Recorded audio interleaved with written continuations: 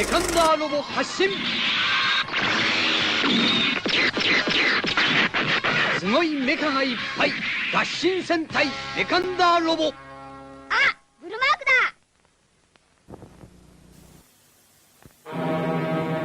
今新たな興奮が始まる。よみがえる熱きヒーローたち。超リアルな造形で完全再現。バンダイウルトラ怪獣シリーズ新登場。 Today on Collect All Monsters, we're unrolling some posters, playing some games, taking a look back, and more. And it all begins now. Ikimashou!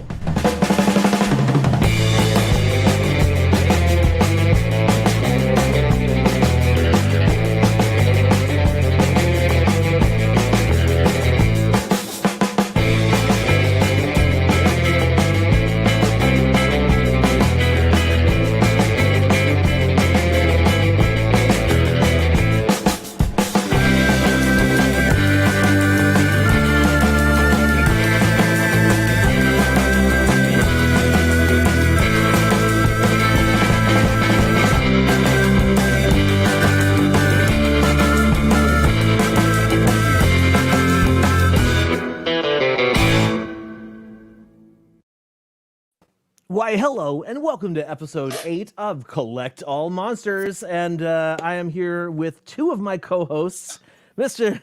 Leslie Chambers and Mr. John Ruffin. Unfortunately, we're having an issue where two of our co-hosts are unavailable at the moment. Now, Christine apparently still hasn't found her way out of Godzilla's mouth after we caught her ziplining into that new Awaji Island Godzilla. And unfortunately, it looks like David himself has gotten himself taken away to M78 through the new DNA of Tokusatsu exhibit happening in Japan right now, which we will be talking about a little bit later. Of course, my name is Kyle. I hosted the Kaiju Cast for many years, and now I'm here hosting this toy show or collectibles show all about giant monster collectibles. And I'm going to go ahead and welcome my man all the way from the other side of the country, Mr. Leslie P. Chambers. Welcome to the show, my man. Hello, what's going on, people? Good thing that's not creepy. What's going on? What's going on? Welcome back to another edition of Collect All Monsters, episode 8. We're 8 months into this awesome show, this awesome endeavor, and thank you for everybody that's been along this great ride with us. And trust me, a lot more fun moments are yet to come. Been doing great here in North Carolina. I want to give a huge shout out and I guess concern to all my brethren and fellow friends out there on the West Coast going through the situation with the fires and stuff, especially Kyle, and David or whatever. My prayers and thoughts are with you, so just be safe and be good, and we'll be there for you every step of the way. Before I kick it to my main man, John Ruffin down in Philly, I want to talk about a few things I did get for myself since the last time we were on together. First and foremost, of course, I know a lot of people already know about this through my other channels, whatever, but I did get my hands on the Gamera. All right. From Arrow. Excellent. Yes, I did. Oh my God. Great. Beautiful. Oh my God. This is such an awesome presentation for Gamera. It's been a long road for the turtle with the friend of all children that befriends children with, I guess, parental issues or whatever. But through it all, this has been a great release. I have been basically through every film, and I've actually watched and heard the commentary from Gamera 2. And Right. because my great friend, great co-host Kyle Yount does the awesome commentary for that film. So yeah, if you have not got this, please get your hands on this. Even though I know I've heard stories of people actually have ordered this, and somehow, some way, there's not enough to fill the orders, unfortunately. So you have to go on the aftermarket price sites to try and get them. From what I understand, I think they are going to come out with like another set early next year, from what I understand. And I don't think it's going to come with all the bells and whistles, but at least you'll have all the great films in high def format. From what I understand, it's going to be basically the same discs inside. You just aren't going to get like the crazy artwork. And I don't know if they're going to put it out as a set or individual releases, but hopefully we'll get something like that in the future. Sorry to interrupt, Leslie. Oh no, you're fine. I'm loving this set. I've been going through it for the past like 3 weeks since I got it. early birthday gift from my beautiful wife. So it's been just fun just going through this and going through the history of Gamera and, whatever. So once again, I don't want to go into a lot of detail. I plan to review this at some point, but trust me, if you're a Gamera fan or if you want to know more about Gamera, this is the best place to start. Let's see. Now let's go toward the figures that I got. I did get a few figures recently. Actually, let's start with this guy right here. I got the NECA King Kong, the 33 King Kong. Nice. Normally, you know me, I mostly do the X Plus and the model kit thing. I rarely jump into the NECA. I do have a couple of them, quite frankly. But since I'm a King Kong fan, I had to get it. And plus, I don't have a representation of the original Kong in my collection. I gravitate more towards the Japanese version and the MonsterVerse version, but I never had like the original version. And ironically, this is like a original version hybrid. Like it has the body of the Skull Island King Kong, but it has the head sculpt of the original. So I guess calling it original is kind of a stretch, but still, it's like a representation of the original King Kong to a certain extent, and that's why I had to have it in my collection. Let's see. Let's go towards this guy right here. The X Plus 25 centimeter Rick exclusive edition of Godzilla from Godzilla King of the Monsters. I do love this figure, but unfortunately, it does come with the light up. But unfortunately, on day one, the light up never worked. That is a bummer, dude. Yeah, and unfortunately, there have been a few reports of people getting theirs and the figure would not be able to work. But it's still a great figure nonetheless. And of course, I could do the whole sending a form to X Plus where they can maybe send me a new one and blah blah blah. But I don't want to go through the hassle of all that, so I'm just going to just leave it as is, even though it's unfortunate that it doesn't light up. But it's still a great figure. And plus, once we do get the eventual Rodan and Mothra, maybe King Ghidorah, you need to have this, at least for scaling purposes. But it's a great figure. And honestly, I wish the Gigantic had this sculpt, because the sculpt to me is better on this guy than it is on the Gigantic, even though I love the Gigantic. Agreed. So that's it with that one. Here we go, you little booger. And let's stay with the MonsterVerse. And here we are with the Defo Real Standard Edition of Mothra 2019. I want to give a huge shout out to Vincent Perez. He hooked me up with this. He double dipped. He bought this one and the Rick, and he decided to keep the Rick, and he didn't want to keep the Standard anymore. Now, mind you, I have never really been a big fan of the MonsterVerse Mothra. Even early on in like trailers and whatever, and even after watching the film, I still wasn't a big fan of it. But this figure is great, and honestly, it's like my second favorite Defo Real. It is great. Oh my god, it is so great. I'm going to review this actually after I review Susan Watson's big boyfriend over here.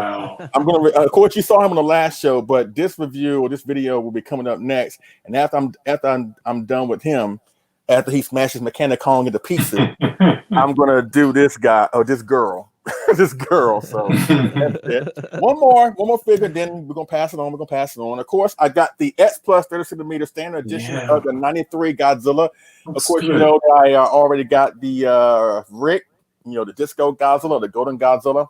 So I double dipped, and the glitter was not enough. The glitter was not enough, and quite frankly, I got this because I got me a couple of versions of the Heisei Mecha Godzilla, and I'm huge into setups, and so that's the main reason why I got this guy. And also at the same time, he does look great up against Space Godzilla until we get a proper 94.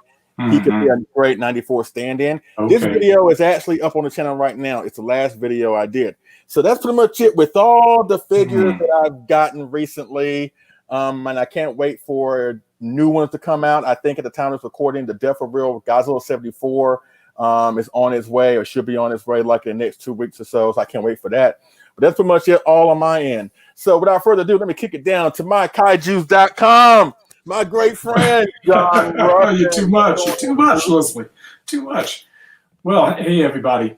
It's good to be back with you, Leslie and Carl, and Miss David and Christine. It's good to be with you. This is a wonderful distraction in this time that we're living in. You know, we were off screen discussing the fires in San Francisco. So, Carl, you know, you're in our thoughts, and still COVID is a challenge. You know, so we need to keep mindful of that. And so these are some good distractions to have. And so I'm grateful to be a part of Collect All Monsters from monthly in what we've been doing. So it's an honor to be with you. If I've got a lot of new stuff to share, if I may, quickly. Please do, sir. Let me tell you, I love DHL and I'm addicted. My gosh. It's criminal because it comes so fast. And like, I'm used to things coming like every other day, and I'll go Mandadake and get in trouble. So let me share some of my trouble. First, I gotta have books. I can never have enough books. So I'm starting to expand into additional shelving for my books. And like all the ones that I stayed away from, now I'm like, hey, $5, $6, you know, like, all right, maybe even $15. I'll do it just to fill in some of the gaps. So to continue, and I'm falling behind, but thankful for feeding this addiction of mine, and I know you as well, Leslie, to the Toho SFX Movies Authentic Visual Book Series. So I'm filling in some voids. So Makongo here. We have Frankenstein from Frankenstein Conquers the World. I'm getting a little reflection here. Let's tone it down a little bit. Okay, and then Gezra and Friends. So these fill in. I can't recommend these enough. Godzilla 94. Oops. Batra.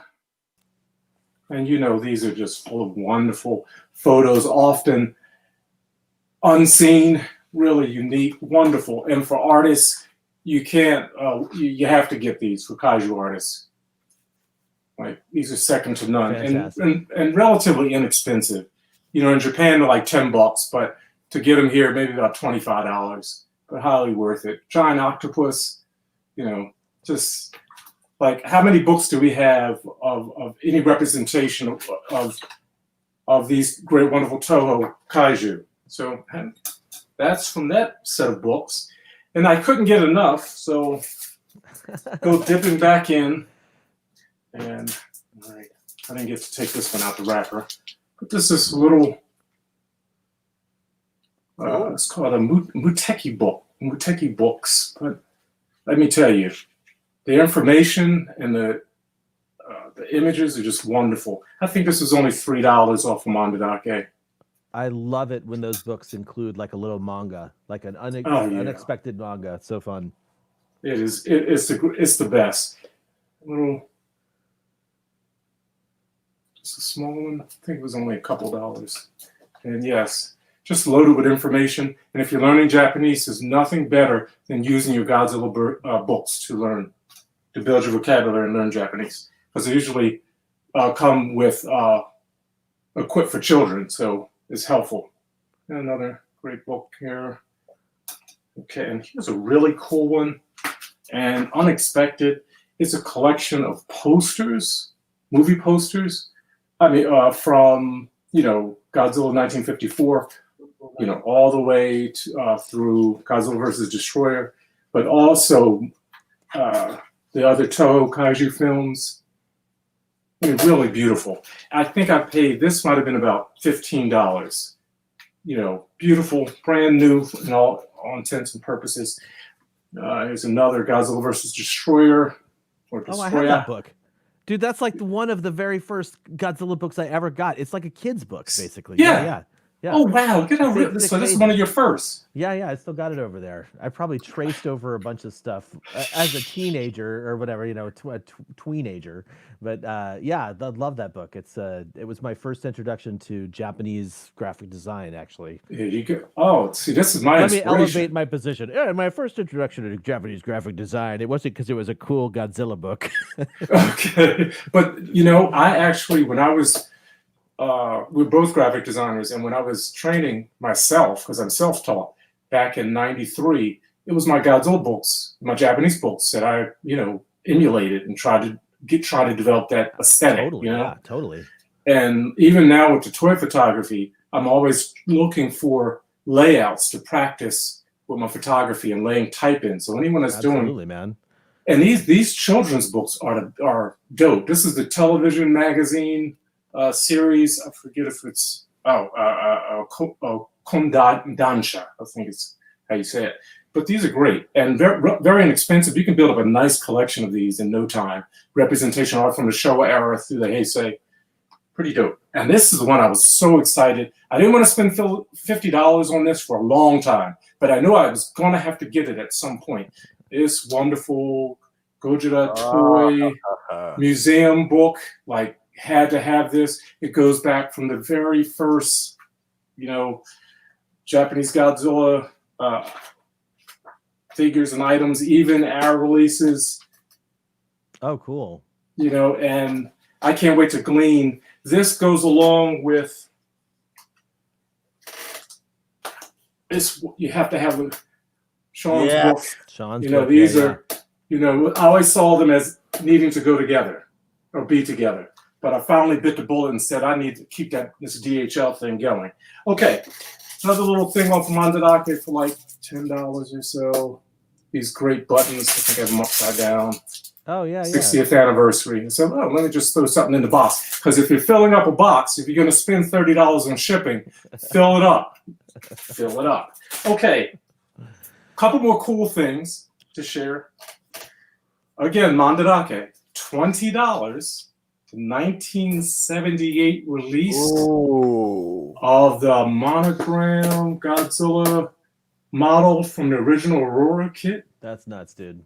Yeah, I was like, I'm not walking away from this. $20? No way. And now with the new one, the re-release, again coming. I was like, this will be great to have on the shelf with it.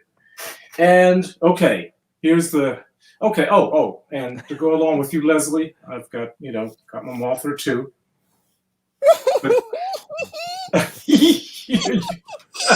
You're crazy. You love your mods. Yes, I love these defos.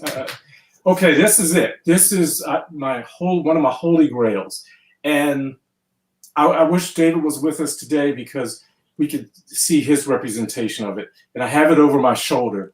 And when I saw it, I teach classes during the week, 3 Zoom classes in the evening.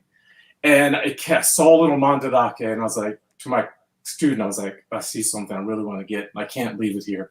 It is the travel meme, X Plus travel meme figure. Let's see if I can get this set up here. That Pashin Boy, who's featured in the opening moments of King Kong versus Godzilla, is based on. This was I was not going to let this go slip by. It was pricey, but well worth every dime. It was well worth it. 30 centimeters, maybe a little. It's a big taller. one. Yeah. It's huge. They made a smaller one that came with King Kong, but that is big. And it comes in a large box. I remember when it showed up in my house for David back in the day.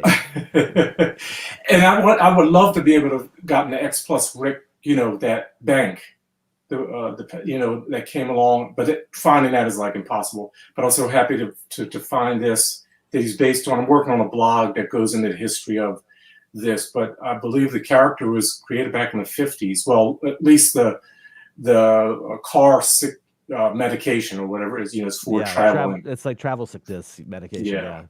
Yeah. So happy to have this. I'm like stoked to have a piece that I could have over my shoulders like Mr. Taco. So,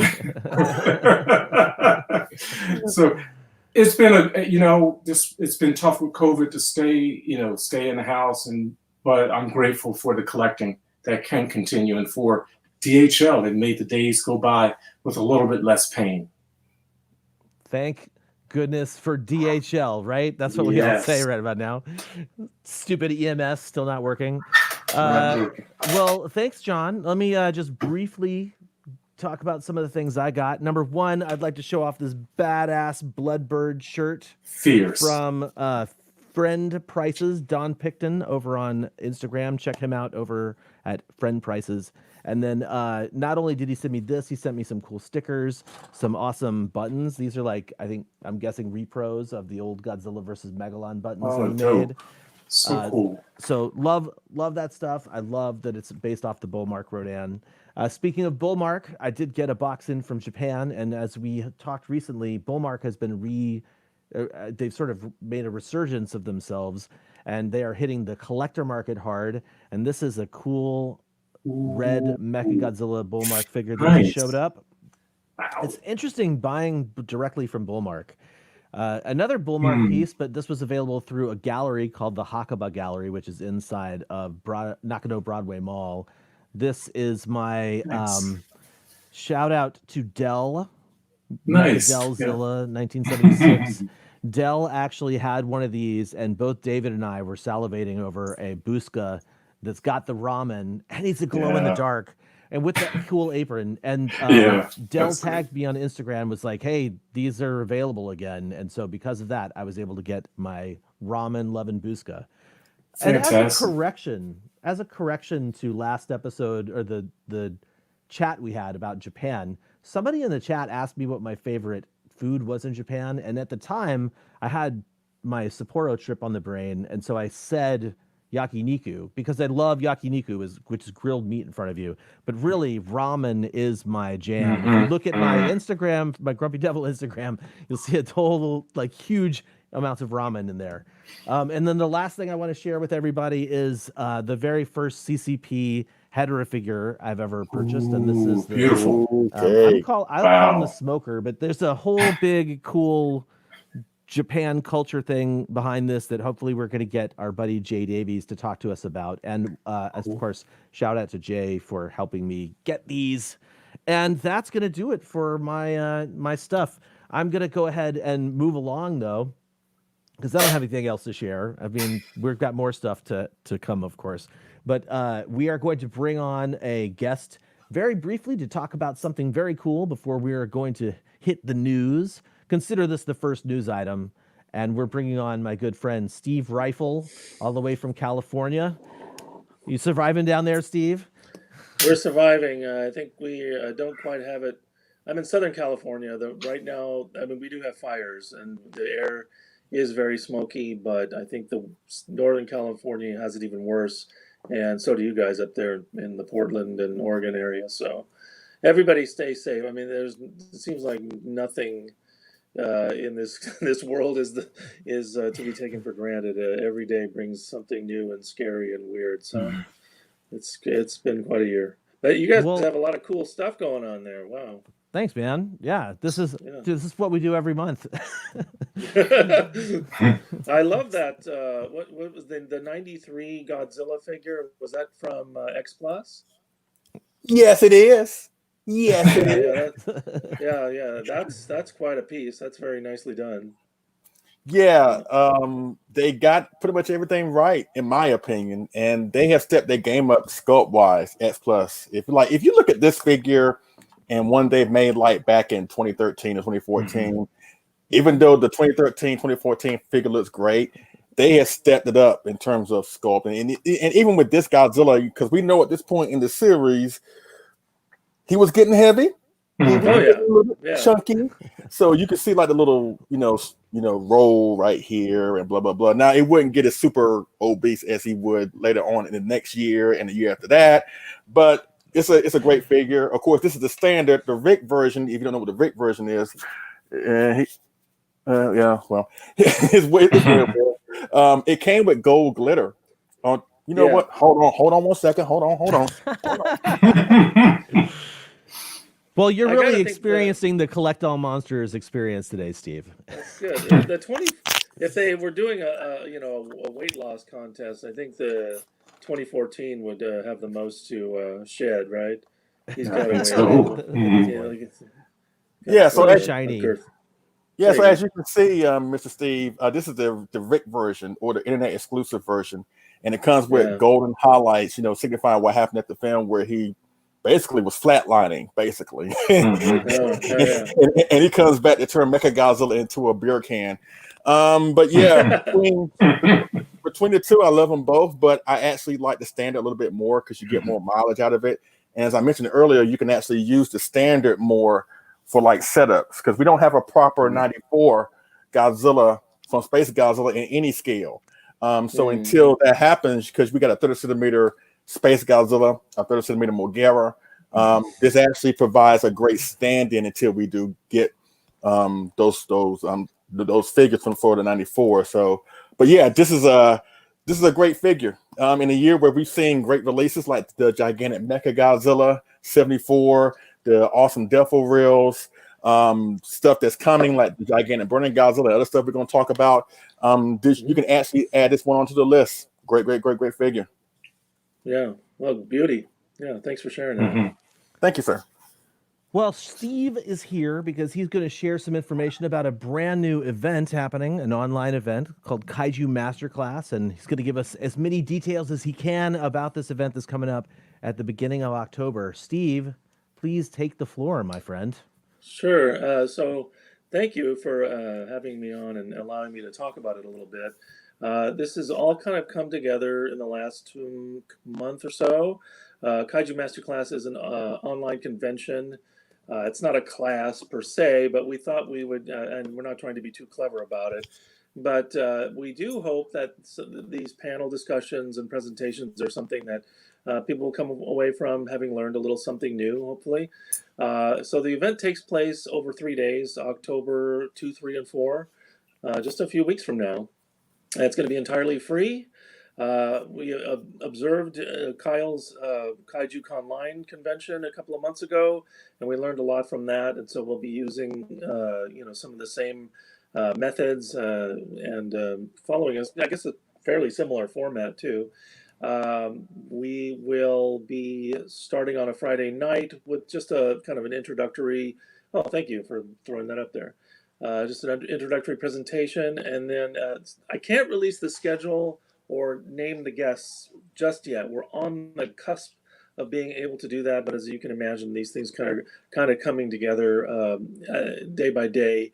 So I'm pretty confident that we'll be announcing the guests, or at least the first group of confirmed guests, in the middle of this coming week through social media.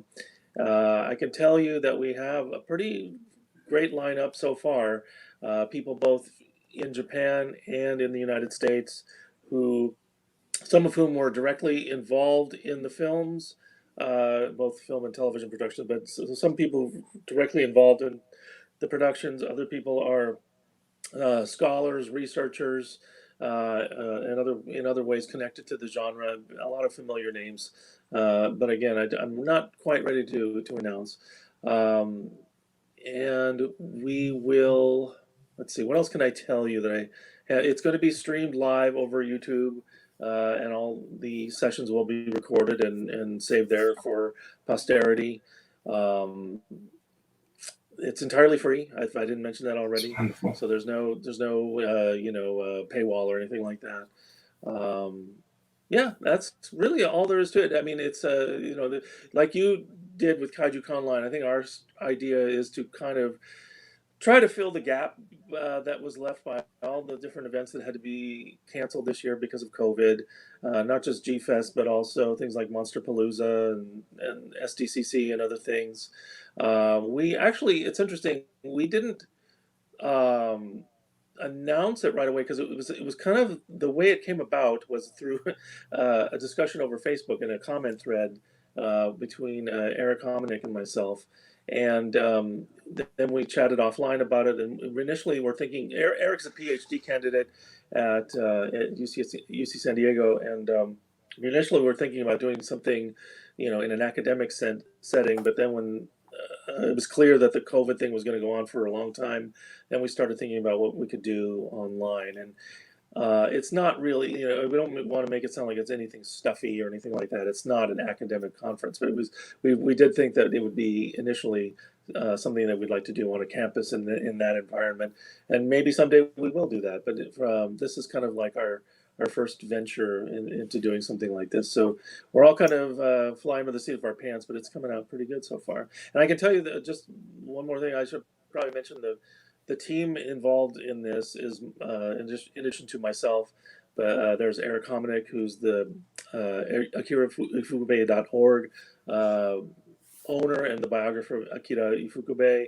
The Matt and Kyle from Kaiju Transmissions are part of the team. Yeah, they're cool, I guess. Yeah, they're cool. We have John DeSantis, the composer-conductor.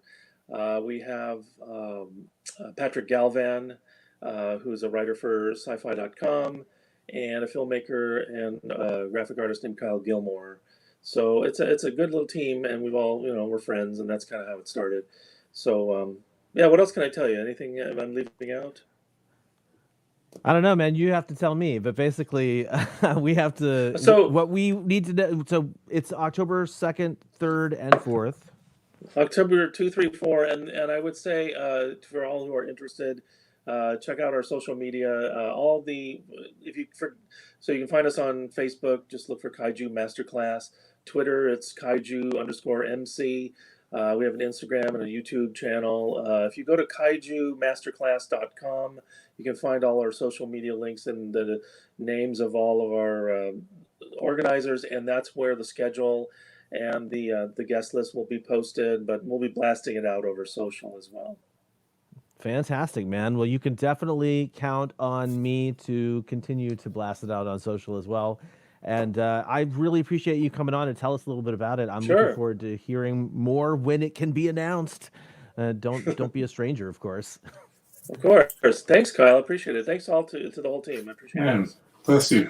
All right. Yeah, Thank people you. watching live just seem to be excited about it. So definitely, when there's more information to share, we'll help get the word out as well as the Kaiju Masterclass guys. So once again, Steve Rifle from Kaiju Masterclass. Also, I should introduce you better. Author Steve Rifle. Thank you so much for being part of this Collect All Monsters episode, and have yourself a fantastic rest of your weekend.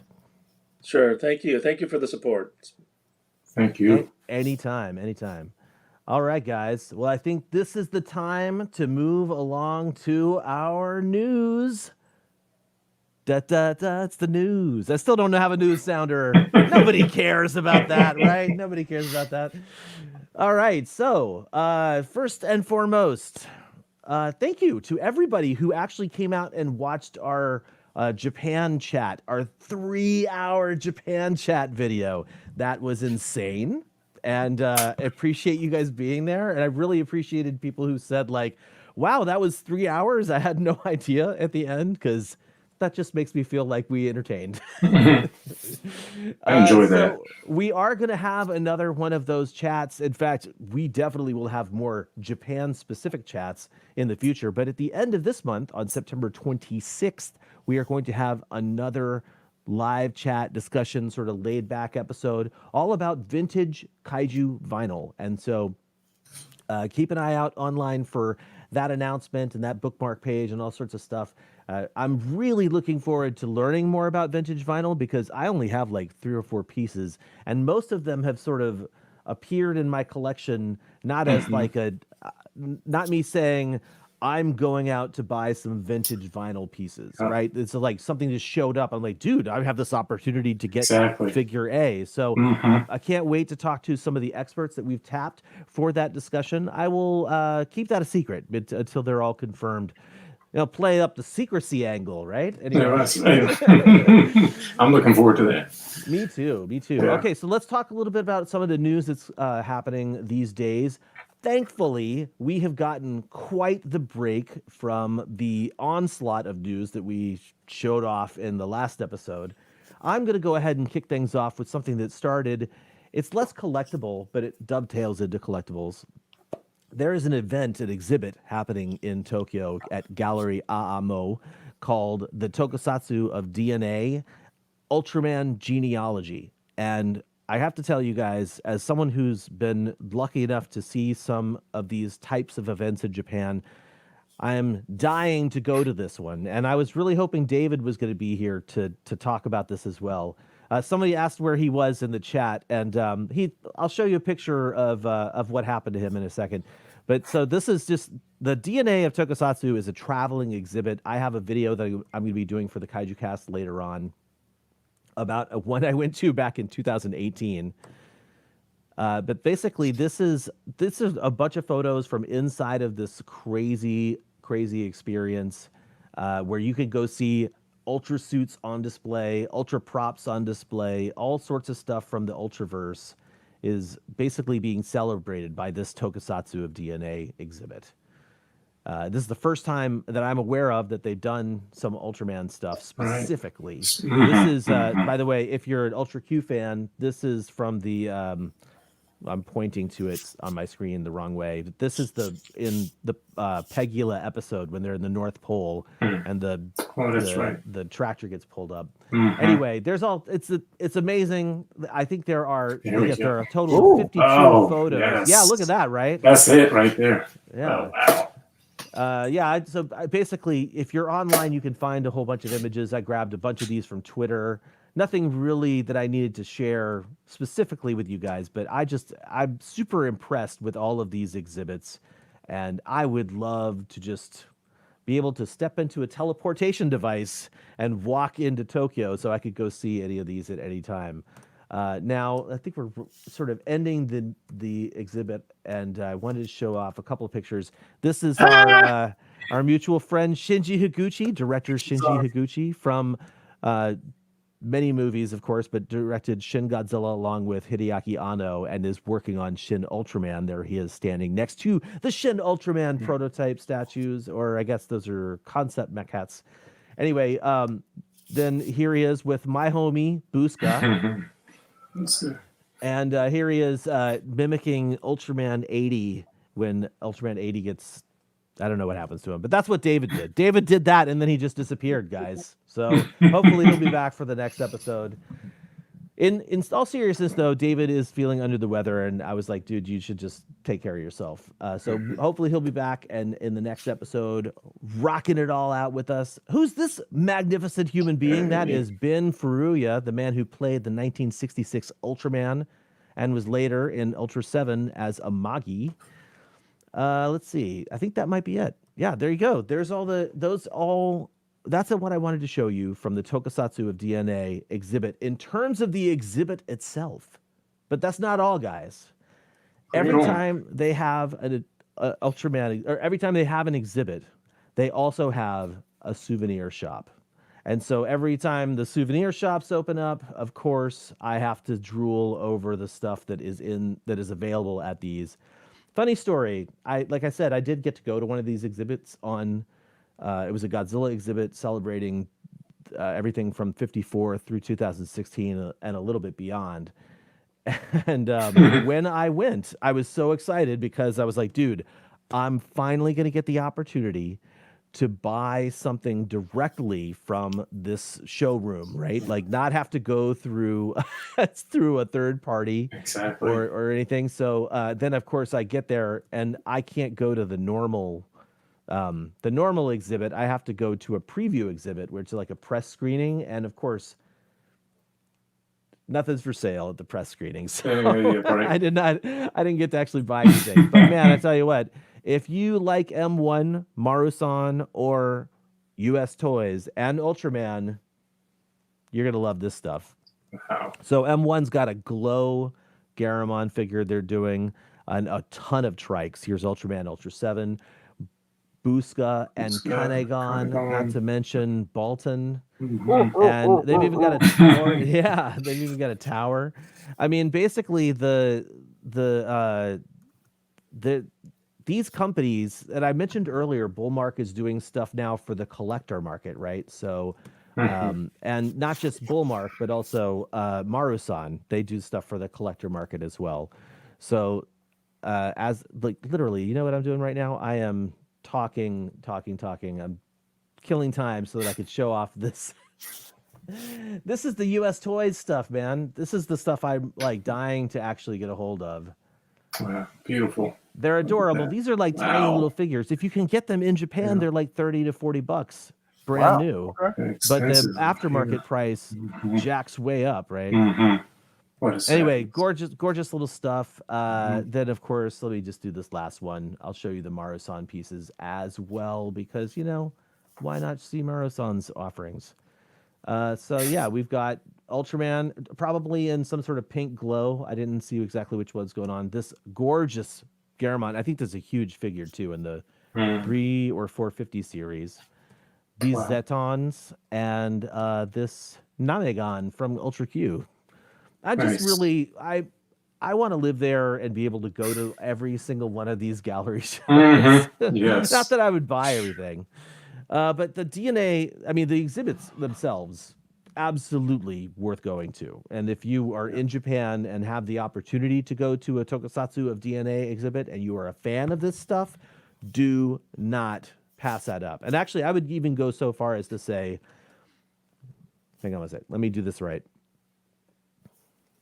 Viewers, if you're in Japan and the Tokusatsu of DNA exhibit is happening anywhere near you, and sorry, not anywhere near you, anywhere in Japan, during your stay, you owe it to yourself to check it out. Yeah. It's that good. Yeah. And they let you take pictures, which is like, Right. they used to not let you do that stuff at those kinds of exhibits. Mhm. So just know it's important. Yeah. Yeah, get a rail pass and go. No matter how far, go. I missed one, not realizing how close I was. I missed out on one in Nagoya when it first started. Oh man! Well, I'm so glad that I was able to actually do that. Leslie, did you want to share some news? Yes, but let me do it the proper way. Hold on 1 second. Hold on.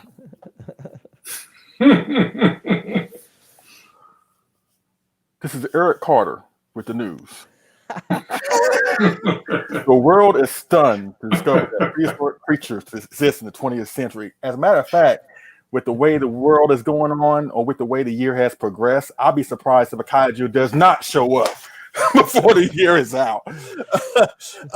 No, but seriously, as far as like the X Plus news, there's a few X Plus news items I did want to cover since the last time we were on here. For those who ordered the X Plus 25 centimeter or pre-ordered the X Plus 25 centimeter Iris. Oh, sorry, not me. Oh, sorry. Iris. I jumped the gun. Iris, we got word that thing is not coming out until October. So we thought it was coming out last month in August, but what I understand is coming out sometime in August. Gamera, the favorite sculptor's line Gamera 65, that, for what I understand, I think it's pushed back to next month too. I think. Okay. That one was supposed to start release in August as well. We did get for the past couple of weeks. We got a recent crop of X Plus releases, like the standard 93. Once again, which is an awesome figure. It really is. If you love the glitter one, you're probably gonna love this one more because it is a great figure and a solid representation of the 93 Godzilla, and it basically almost completes the cycle or the roster. Like I mentioned before, just now, all we need is 94, and we're good to go. 94. Yeah, so this is all right. You might make me go buy that if I can find one. Trust me, watch my review. You're going to buy it. So just once again, my review is up for this guy. It's an awesome figure. It really is a standout piece of this year. Great figure, as well as the we did get our hands on the what John and I showcased, the Death of Real Mothra, both standard and the Ricks dropped recently.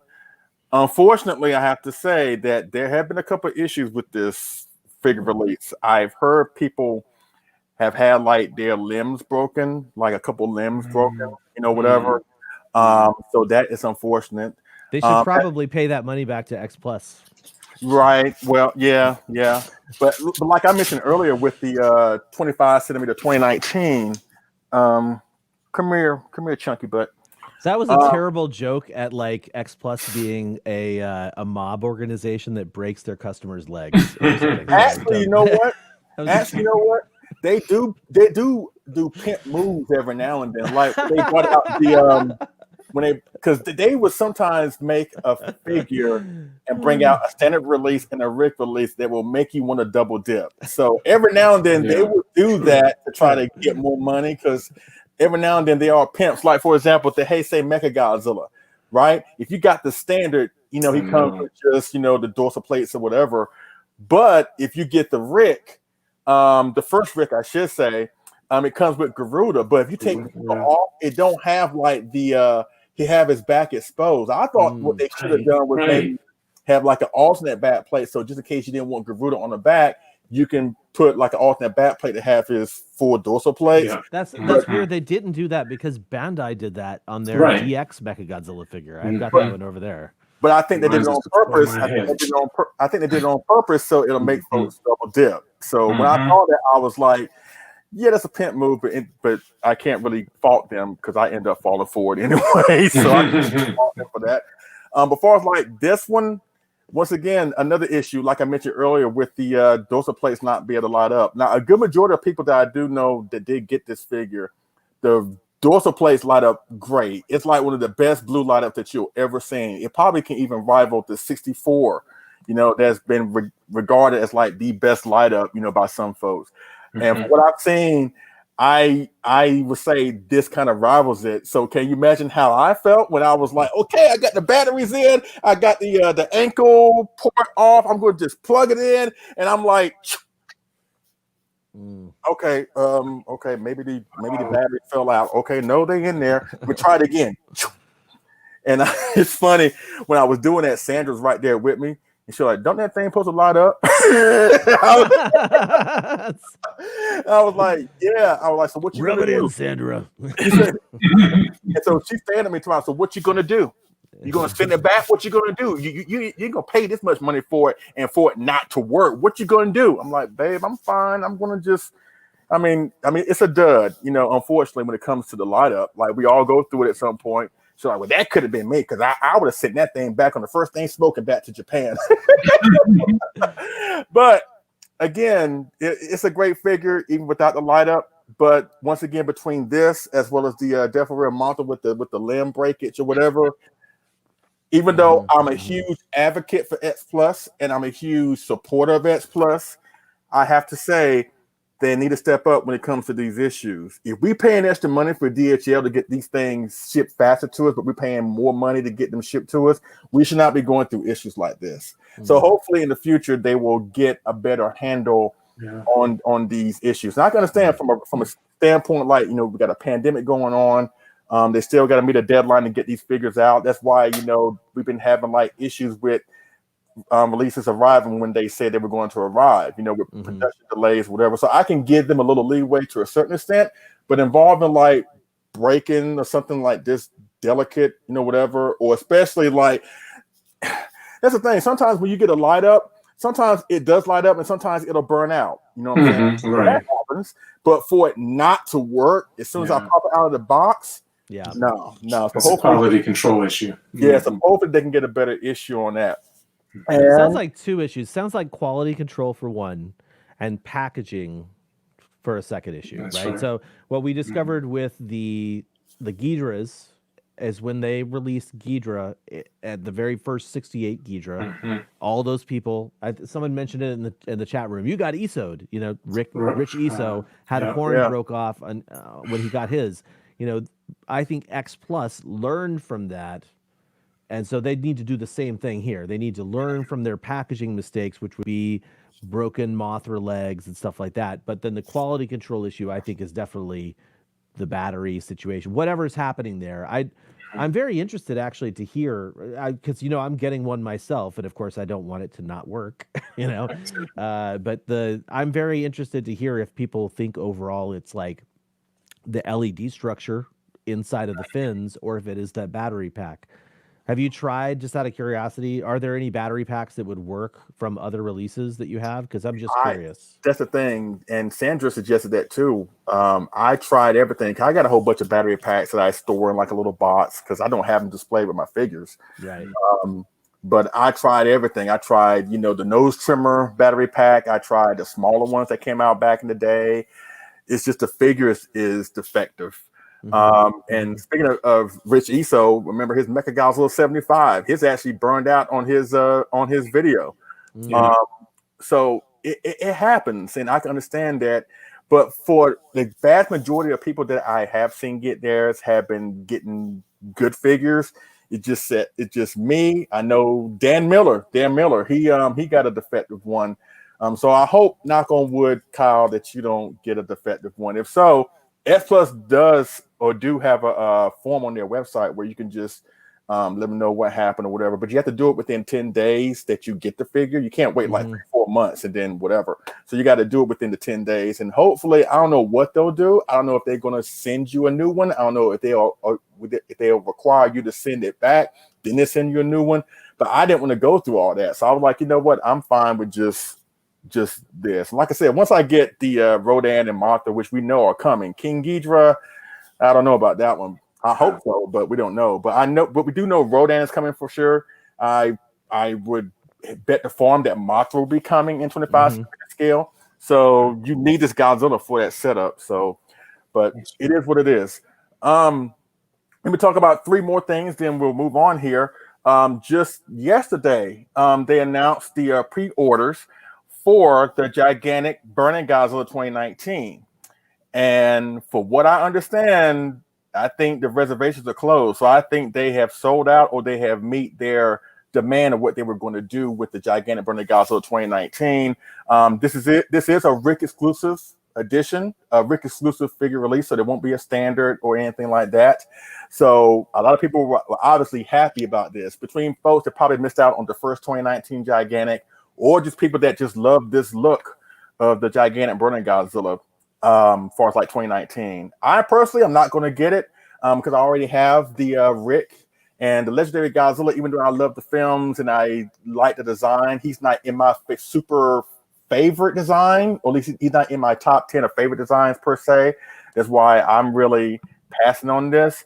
But for those out there who did get this figure, I think you're gonna love it, but at the same time, you better hope and pray that EMS shipping will be up and running by then.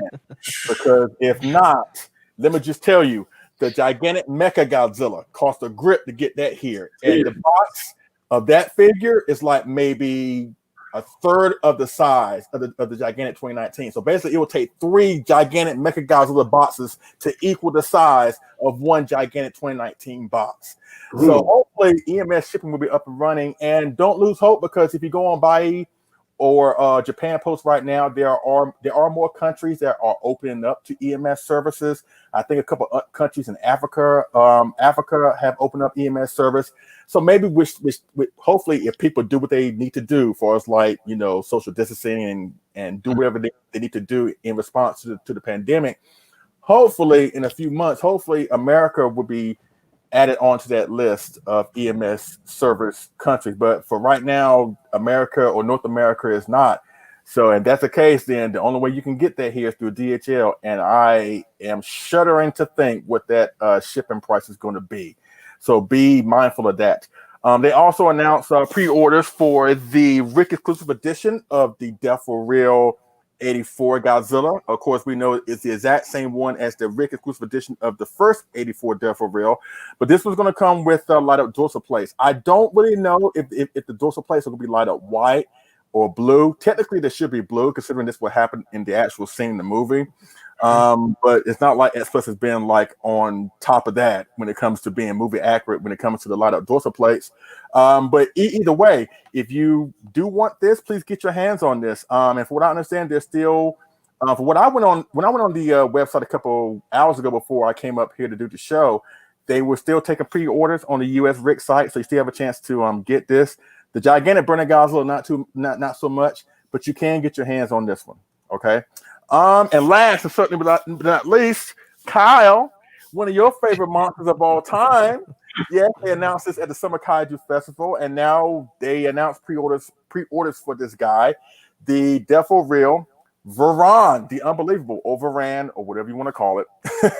And of course, that's the thing. This is a Rick exclusive edition that comes on the website, the Rick website, right? And it comes with basically like the King Caesar statue. It comes with a Death for Real with a big head style version of the Baradagi statue that come with Varan. So basically, it's the same thing with the King Seesaw statue. Death for Real is they just applied that to the Death for Real Varan. I don't really know when that's coming out. I would assume maybe November or December. Now, I don't know if this just going to be February. February? Oh, Yeah. February. Oh, okay. All right. Yeah, scheduled for February 2021. Okay. So, but I don't know if this is going to be just a Rick exclusive edition because I checked Hobby Search a couple hours ago too as well, and they don't have the standard up there just yet. So this may be your only opportunity to get this figure, especially if you're a Varan fan or whatever, because we know S Plus don't dive into Varan very often, even though he does have a few figures out there. But if you love he's the got a lot, man. He's got there's the color 30 centimeter, the black and white 30 centimeter, the 25 centimeter in color and in black and white. Not to mention the favorite sculptors line. Yeah. And the little flying guy for Destroy All Monsters. The two-pack. Yeah, you're right. It's a shame he got more figures than he has movies, but that's another story. Oh man, spilling tea. Yeah, but that's pretty much it for us. Like the X Plus current news. Oh, one last thing: if you did order the Death for Real Godzilla 1974, where's the Rick or the standard, they should be on their way right now. I got the my payment invoice from Awesome Collector on Friday, and normally when he gives me an invoice, normally they ship them out like 2 or 3 days later. So hopefully within like a week to 2 weeks, we should have that version, or at least that figure release in our hands. And pictures are popping up of it on the internet, and it looks really good, especially the alien statue. So I can't wait to get that. So that's pretty much it with all the current crop of S Plus news I want to share in my segment right now. Boom. All right, man. Nice. All right. So I think we didn't do the I sort of rearranged the way we do things, and we didn't do our chat check-in. So what is up to all the people watching live? Sorry it's taken so long to actually get in here and say hello to you guys. We have 40 people watching live right now. We are, of course, broadcasting on both Facebook and YouTube. And thank you guys all for being here. Thank you all for being part of the show. We always love to see everybody here.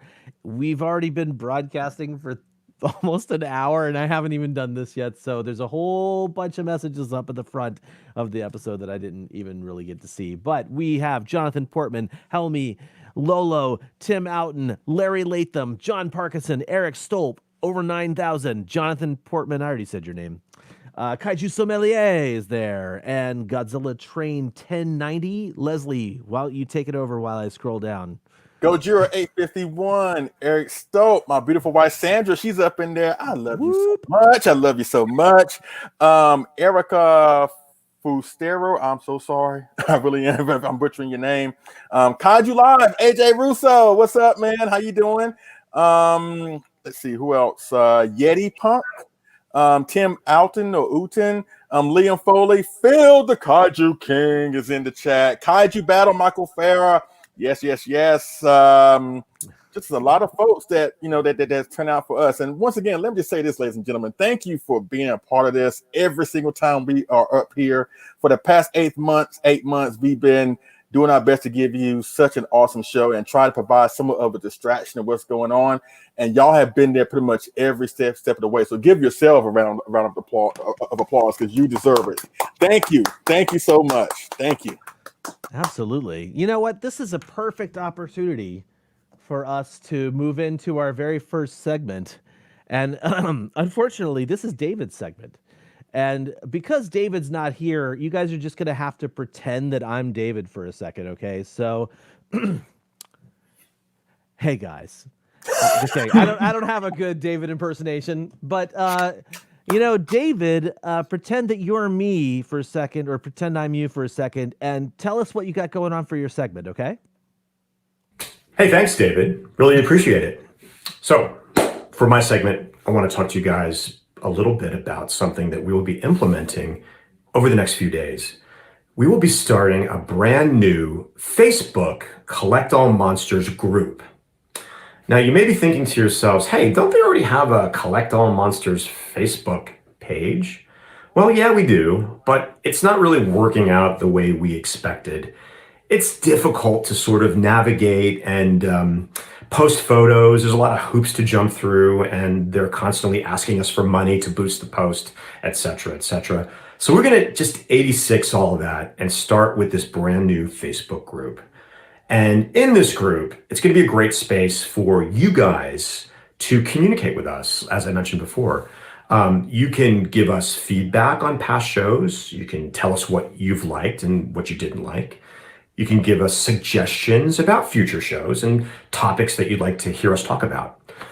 It's also going to be the one and only place where you guys will be submitting your photos for our hashtags and collector showcase segments in the future. So to make it really easy on us and on you guys, this one particular spot to post them. So another thing that I'm really excited about that we will be doing also in this group exclusively, over the weekend on Instagram, a friend of mine, Giuseppe Bianco, who is an artist, you may know him as Kaiju Sketches on Instagram. He's a really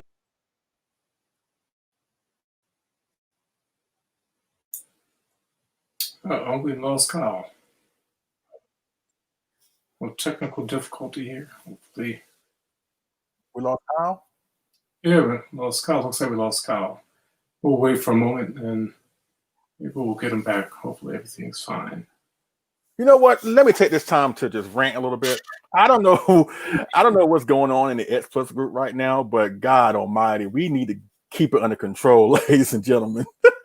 Okay, Kyle's back. What I'm gonna cut it off. just happened there?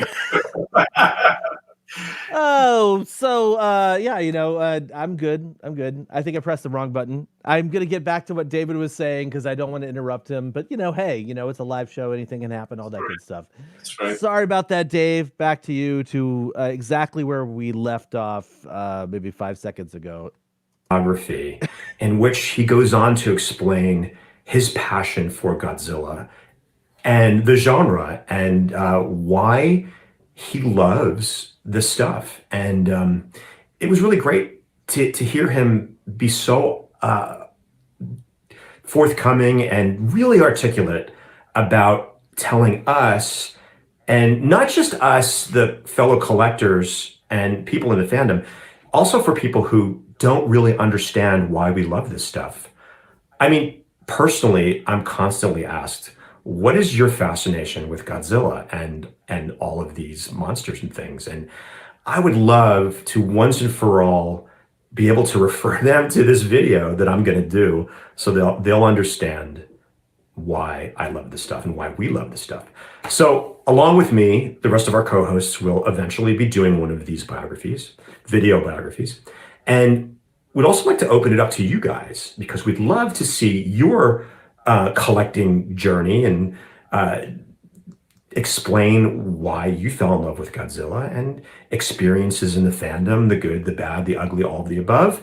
Just let us know. And I think once you see mine, you'll be able to just have like a template of what to sort of to do with yours. Anyway, that's really all that I have to say. And I'm going to pass it back to you, David. So the rest of you folks, I hope you enjoy the rest of the episode. So cheers. Thanks, Dave. Yeah. Oh man, so sorry that happened in the middle of that. I was like trying to move around a window and I think I clicked the X button. Don't do that. Right. Just if you're ever doing a live stream, don't ever click that X button. All right. So at least I didn't hit end broadcast. Oh my God. Oh my God. Oh my God. Well, yeah, so there we go. What do you think, guys? We're going to have a Facebook group and it's going to be we're hoping it's going to be a lot more interactive and we're going to be able to literally keep this sort of collection conversation going with you throughout the month and throughout the whole life of the show, really. But I'm really looking forward to that because I see a lot of the same names every week. People showing up to see us, not every week, sorry. Every time we do an episode, I see a lot of the same names and it makes me really happy. But I always want to know more about these people. I want to know more about you, Over 9,000. I want to know more about you, Yeti Punk. You know what I mean? Like this is your opportunity to tell us a little bit more about yourself in a more permanent setting than just this live stream chat that's happening on the right hand side of my screen. So, having said that, let's go ahead and move along to our next segment. And that next segment is from Mr. Leslie Chambers, who's going to do a brand new segment on the show that we're going to continue on, hopefully, with more to come. Take it away, my man. Yes. My brand new segment, of course, I teased it, this week on the S Plus Collectors Facebook group, in the midst of the zaniness that's going on in that group in particular. But basically, what I want to do is really just give some acknowledgement or some attention to past figures, because I know it's always good to worry about the next best thing, what's coming up next, the new toy, But at the same time, I think through all that, sometimes as collectors, we get lost within that and we just lose focus on past figures that we have accumulated along the way of where we are today. So with that being said, welcome to this new segment called Leslie's X Plus Throwback Series, and we're focusing on the year of 2013, and this is part one, because there were so many great figures that came out that year 2013. So everybody, come into the DeLorean with me, because I know 2020 sucks right now. So let's get into the DeLorean, or if you're a Kaiju fan, jump on the mothership from 1991, and we're not going to 1944, we're going to 2013. Long before there was COVID, long before we got a MonsterVerse, long before we got Shin Godzilla, long before we got the anime. God almighty, was that a great time. Oh my God. So yeah, back in the year of 2013, from a personal perspective, that was the year that I got my very first X Plus figure, which was the X Plus 30 centimeter 1984 Godzilla figure, which I will talk about later on. Personal wise, it was the year that I proposed to my wife. I got married a year later, so that was a great thing for me. And that was the year basically that also Fresh Vinyl was born. Richard Iso, shout out to him. Fresh Vinyl was born that year. And that was the year personally that I made the conscious decision to become a full-time X Plus collector. Because I would see these figures online and I would see the prices and I was like, ain't no way in the world I'm paying for something like that. And I would eat those words time and time again, ladies and gentlemen. But when you look back on that year, there were a lot of great figures to come out on that year. And I'm going to dive into 6 great ones. Some that have seen reissues and some are actually more awesome reissues themselves. So without further ado, let's go with the first picture that I sent you, Kyle. Is that the 54?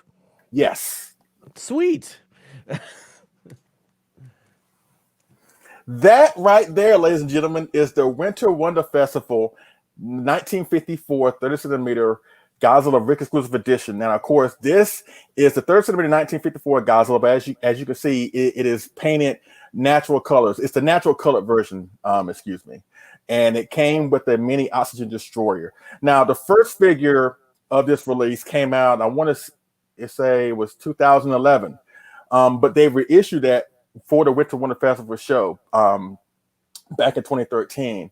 And that's what X Plus used to do when they would go to these shows. They would like sometimes take already existing X Plus figures and repackage them into like newer Ricks or whatever, and they would sell like only or produce only so many at the show.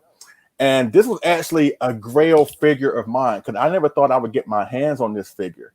But I happened to come across Monterake one day. I was on Monterake and I happened to find one for a good price because this figure, no lie, I think it was like maybe at the show back in 2013, it was like maybe $250 ship, with EMS because, like I said, COVID wasn't around back then.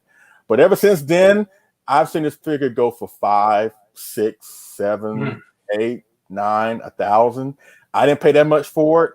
But this was a grail figure to have. And of course, I'm a stickler for realism. Well, I'm a stickler for having figures look like the exact monster on the screen. So of course, he doesn't have the black and white monochrome paint scheme to him, which is fine. But I do like this. It does provide a little different spin on what would have looked like if Godzilla was in color. So it's a great figure through and through. And he does pop up online every now and then. And he has not been reissued in this paint scheme. They reissued him before through Diamond with the monochrome paint scheme, but he has not seen a reissue of the colored version since 2013. So he's like one of the last grails, X Plus wise, that is still out there. So if you want to get your hands on this figure, and if you find one for a good price, please go for it. You will not be disappointed. So let's go with the second figure I want to talk about. Let's go with actually the 64. Let's go with the 64, Kyle. Yes, Bob. Ba, ba, ba, ba, ba. Oh my God. Ladies and gentlemen, I give to you probably one of the best, if not the best figure X Plus has ever done. The X Plus 30 centimeter exclusive reissue with blue light up dorsal plates of the Mosu Goji, or the 1964 Godzilla. And once again, like the 54 just now, this version in particular, because they have made an open mouth version in 2010. They brought out the open mouth version 2010. The Rick version of that figure came with an alternate paint, alternate jaw where you can interchange the jaws, but you can have them in an open mouth or a closed mouth position. And they brought this guy out in the summer of 2013. And of course, he's permanently closed mouth, but he comes with an awesome blue dorsal plate arrangement in his dorsal plates. And once again, this figure will go on to be one of the most sought after and elusive figures ever. And once again, it's a great figure. Of course, I am biased because, I love the 64, because anything 64, I'm definitely going after. But for a while, I thought that the gigantic Mosu Goji was probably the best one that X Plus has ever done. And maybe I was biased because the fact that it was a giant figure. But I have to be really honest and be objective. When it comes like being the absolute best, I think this one is the best one that you could ever find. And like the 54, they have not reissued this. They reissued it through Diamond with this open mouth, but they have not reissued this with the blue dorsal plates, which is kind of funny that they haven't done that yet, because X Plus pretty much reissues every single thing. They'll bring a figure back and put it in a different paint scheme or a different sculpt, or they may bring back an old figure and repackage an already existing Rick accessory and put it along with it to create a new package or whatever. But they have not reissued this guy and this particular guy just yet. And I think that brings it, that brings the value of it great, or at least even more, I should say, because there are not a lot of figures of him out there, which it makes it very special for those who do have them, like myself. So it's a great figure. So let's go to, let's go a few months later and let's go to another X Plus 30 centimeter Showa Godzilla that made his reissue appearance that year, 2013. Oh my God, yes, King Kong's punching bag. I had to get one in, John. I had to get one in. Of course, that is the X Plus 30 centimeter King Kong versus Godzilla design, or the King Goji, the 62 Godzilla. And of course, this also came with the it's a reissue, and like the 64 just now, it came with the light up gimmick, which is weird because when you light up the dorsal plates, they have white lights in them, but that's not how it was in the film. Now, I thought they should have did what they did with the 64 with this Godzilla and have blue dorsal plates, but they didn't do that here for some reason. And this one came out, I want to say October 2013, just a few months after the 64. And because this figure was first released 2010, like the 64. And the Rick version of that figure was the Pashin Boy, like a mini Pashin Boy that John showed earlier, but it was like a small mini version. So they decided to bring forth this reissue, and it's great. And I've always said, with all due respect to the favorite sculptors line, the first version, the second version, even the gigantic, to me, in my opinion, I think this is the best X Plus 30 centimeter 62 Godzilla figure that they have ever done. It is suit accurate. The paint job is awesome. And even if the dorsal plates don't work, I just like the translucent look on the dorsal plates more on figures like this because they just pop out more, in my opinion, versus having like just a straight up paint job on the dorsal plates. But once again, such an awesome figure, and they have not reissued this one like in a light up either, to my knowledge. They reissued it through Diamond or whatever with the painted dorsal plates. But this is such an awesome figure. Once again, the best 62 or King Goji the X Plus has ever done, in my opinion. So let's go to yet another Godzilla figure, and actually let's talk about the one that I talked about earlier, and that's the 1984 Godzilla. If you can bring it up for me, Mr. Kyle. Yes, and once again, this was the very first X Plus figure that I ever bought. When I first saw X Plus on the on eBay or whatever, this was long before we have lots of YouTubers out there covering this stuff and bloggers or whatever. You had a select few, mind you, but not too many people was covering X Plus. And I would see the prices on these, and I was like, no, I can't do it. Now, mind you, I did getting it, obviously. And when I got it, I was more so, I wasn't disappointed, but I was like, the detail is there, but I expected for it to be a little bit bigger than what it was. Because I didn't know what 30 centimeter was. I wasn't really familiar with the scaling of these figures. So when it said 30 centimeter, I'm like, okay, fine. I hope it's going to be a big figure. But when I got it, I was like, it's okay.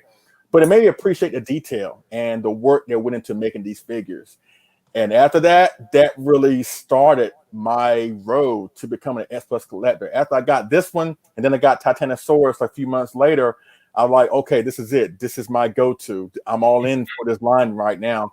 And it led to me being a kaiju collector, me being on YouTube, me being on this awesome show. All that wouldn't have happened if I didn't get my hands on this figure right here. And also, once again, with this figure, once again, give a huge shout out to Richard Iso with this video that he made of the 84 or his review. That's when he coined the phrase fresh vinyl. So fresh vinyl was born in that video. And once again, all that wouldn't happen without the 84. So I have great nostalgia for this figure. And once again, it was the starting point for me. And I really do love it. So now let's go back in time. Let's go to the year of 1974, Johnny. All right, now. 1974, John. I'm talking about. And I think this figure it came out during the summer.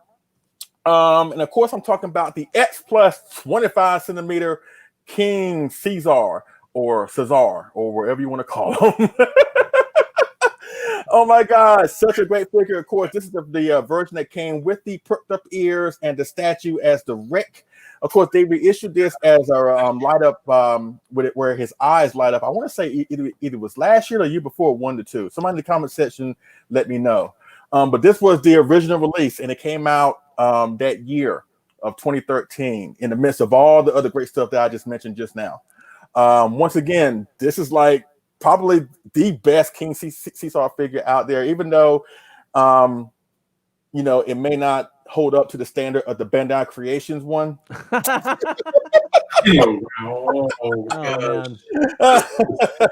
Oh, you know what?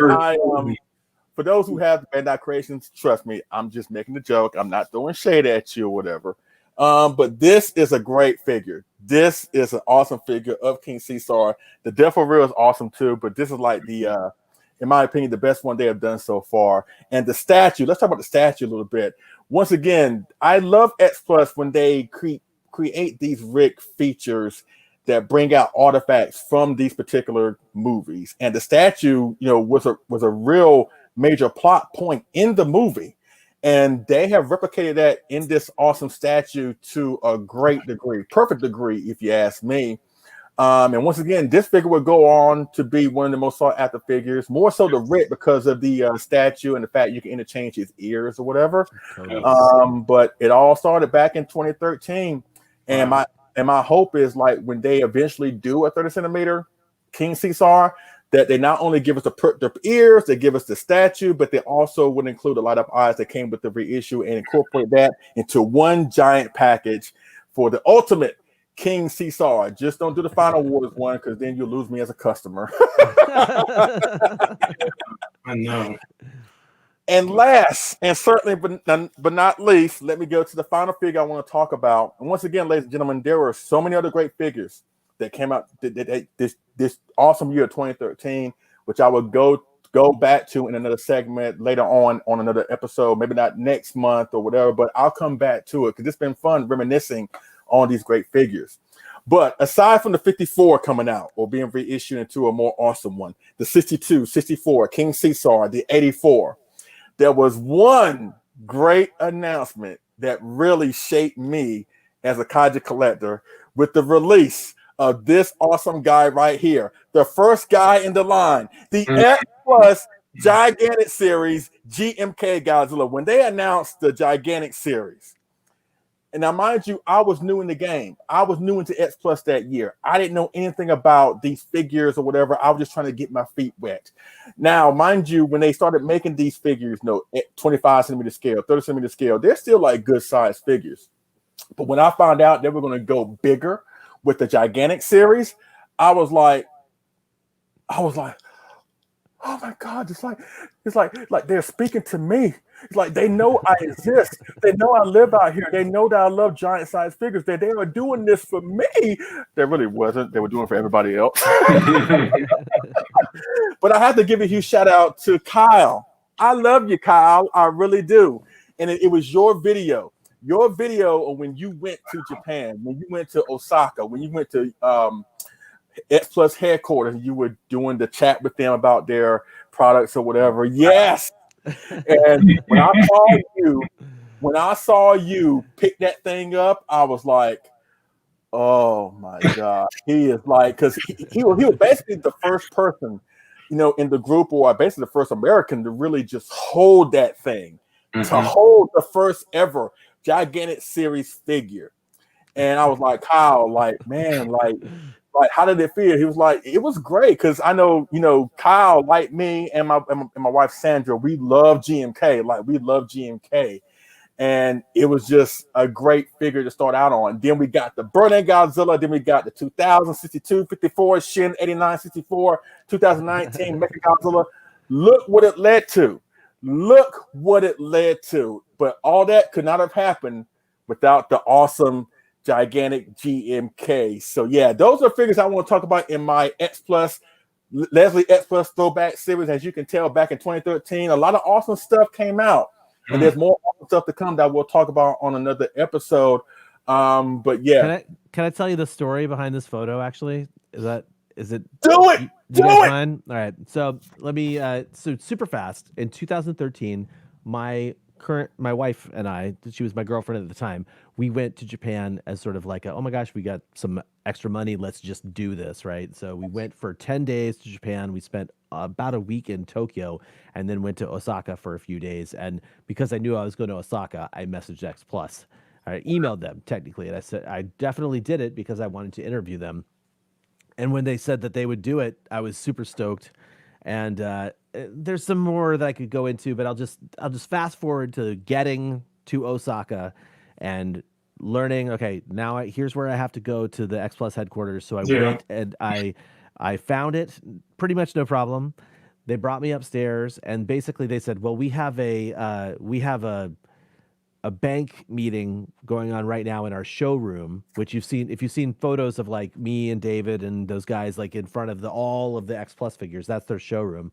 So like they have a meeting in there. So we have to move you into this other room, this conference room. And I was like, sure, we could do it in the conference room, no problem. And then they just started bringing in all these figures, figure after figure after figure. I wasn't really ready. And then the door opens, and I think Matsubara is carrying this GMK figure. Wow. And if I recall correctly, and correct me if I'm wrong about this, people who are watching live, but nobody had even seen this. If they had seen it, it hadn't been a painted version. And if they hadn't seen it, then it was the first time I'd seen it in person, obviously. And I was like, can I hold this? And the guy was like, Matsubara was like, of course. And to me. And I was like, can you take a picture of me with this? And Basically, Matsubara took the picture took my phone from me, took the picture for me, and then we traded back. And then as soon as they went off to go bring more figures in, I immediately pulled my phone. I messaged John Stanowski, and I'm like, dude, I just got to hold the gigantic GMK figure. Here's a photo. Feel free to post this on the X Plus group. And thus the frenzy and fervor was born. And it was a great video, especially towards the tail end, because y'all was talking about the gigantic GMK last when it came to your topics. And I will always remember you asked him, was like, okay, so this is great. So what are your plans for the next gigantic? And Gio Komodo said that he wanted the next gigantic to be the Burning Godzilla. When I heard that, I was like, yeah, I'm into this line. Full hook line. And look at that. Look at that. That is God. Oh my God. That's like touching the face of God right there. Oh my God. It's a great figure. Once again, a great note to start off on this awesome line of gigantic series figures. And pretty much everything that Gio Komodo said that he wanted to make has pretty much come true. He said he wanted to make a 62, a 54, just everything, an Ultraman, everything, the 89, everything he said he wanted to make for us, the gigantic series has come true. And Gio Komodo, want to say thank you on behalf of myself, John, Kyle, David, everybody, or at least everybody who loves the gigantic series or just X Plus figures in general. Thank you. At least thank you so much for making the gigantic series as awesome as it is. And we have not forgot about Guy again. We still want the gigantic Guy again, you know. But that's pretty much it with my segment. Once again, a few other figures I am going to talk about in like part 2 or part 3 or whatever that would come at a later date. Also, this same year we saw the first time release of the Diamond reissues. You know, it happened late that year. So much stuff to talk about in 2013. But I will cover that in a future episode. But I hope you all enjoyed it. I hope you all enjoyed this new segment. I hope that y'all will be in for more as we go along here. But what an awesome year 2013 was. Absolutely. People seem to be liking the new segment, Leslie, man. They're digging it. Thank you. Well done, sir. Well done. Thanks again for everybody watching live. You know, I'm sorry we're down a couple people, so there's a little more for me to do in this episode, but we really appreciate you guys hanging out with us on this Saturday afternoon or early evening as it might be in your side of the country or wherever you are in the world, right? Because this is, of course, being broadcast live on YouTube and Facebook. You are watching Collect All Monsters, and I think we are going to go ahead and play our intermission video. And when we come back from the intermission, we will move on to John's segment. It's only about 2 minutes, this intermission, so go freshen up, do what you need, and when we get back, we'll kick it off with we'll play some games. Sounds good.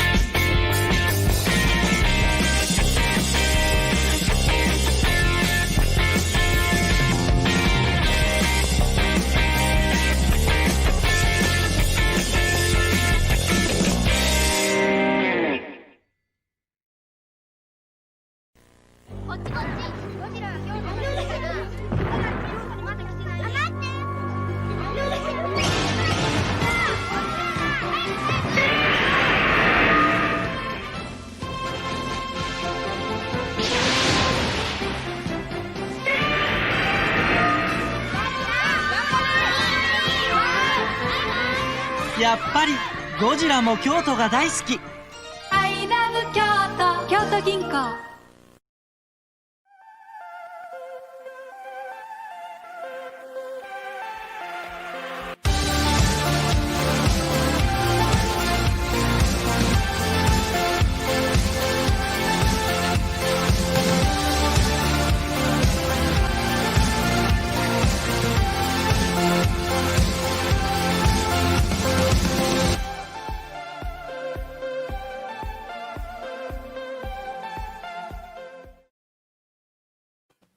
Hey, look at that. We're back. And I believe it's time to move along to our next segment. And this is from our good friend John Ruffin over there. This way. Yes, I got it right the first time. John, do you want to go ahead and prep your... Do you have something to do before you share your screen? Or do you need me to pad the time a little bit? I think I'm ready. I'm going to share.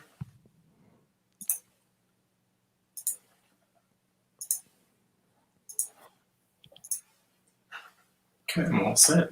All right, man. Let's kick it off. Take the floor, my friend. All right. Well, we are living in some great days for collecting, despite all the things that are going around us. And there are really a lot of great releases going on just about all the time. And at the same time, we are getting some great Godzilla games as well. And so recently I was asked to review a couple games. But before I do, I thought it would be nice to take a little trip back to some of the old Godzilla games that we grew up with. Now, I'm referring to board games in particular. We know the video games, that's a whole nother discussion. But I thought it'd be fun to just take a trip back. When I was growing up, you know, Godzilla toys were not as available as they are today. So what we had, we cherished. And I held on to quite a few of the figures and toys that I had. So let's take a trip.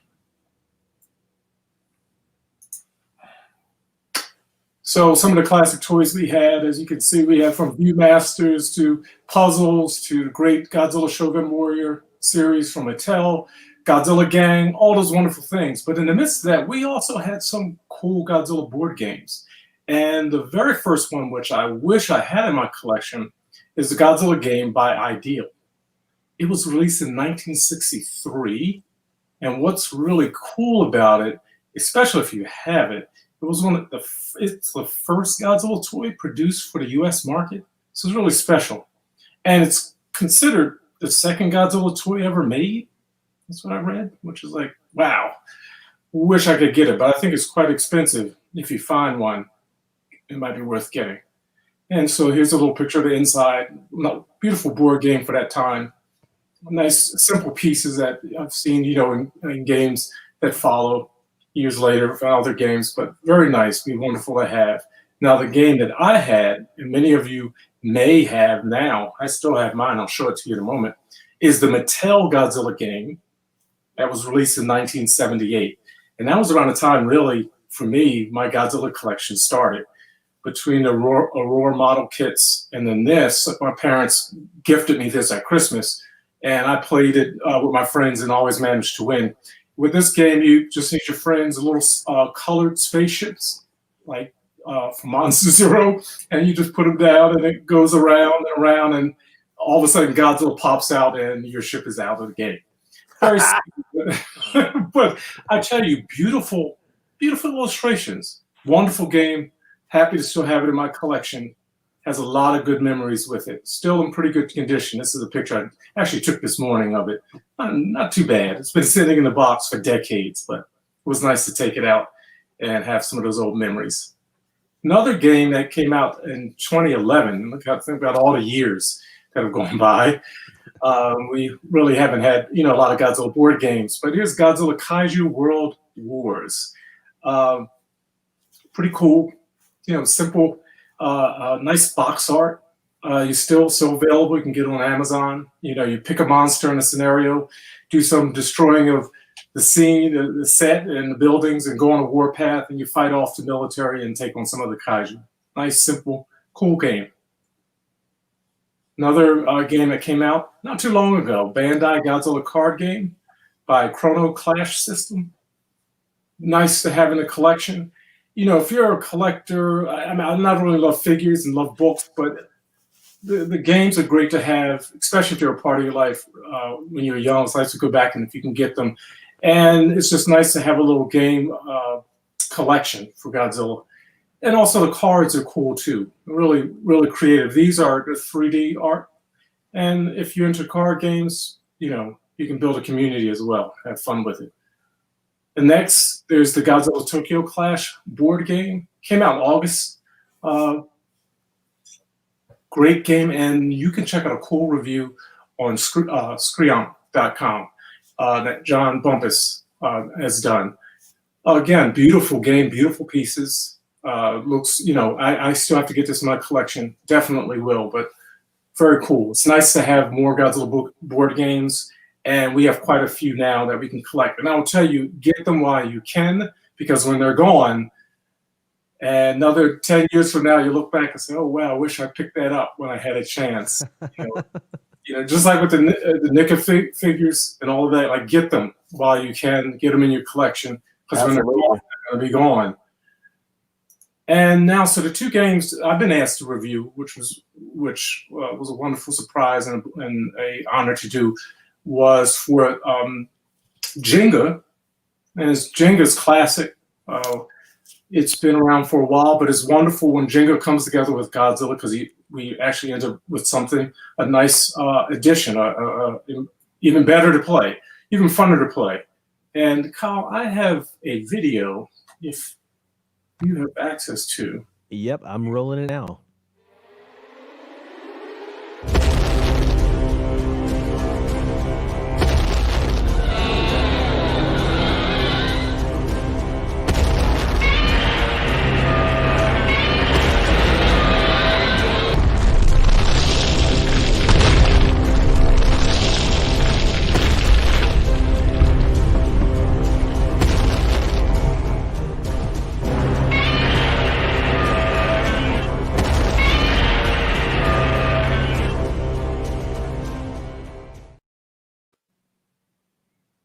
Thank you. Very cool, man. Yeah, very nice. Jenga's a fun game.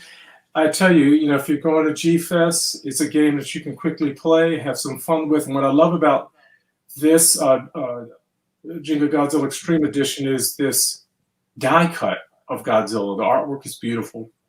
It's very cool. But it's just nice to have this little die cut, with the God's atomic flame you attach.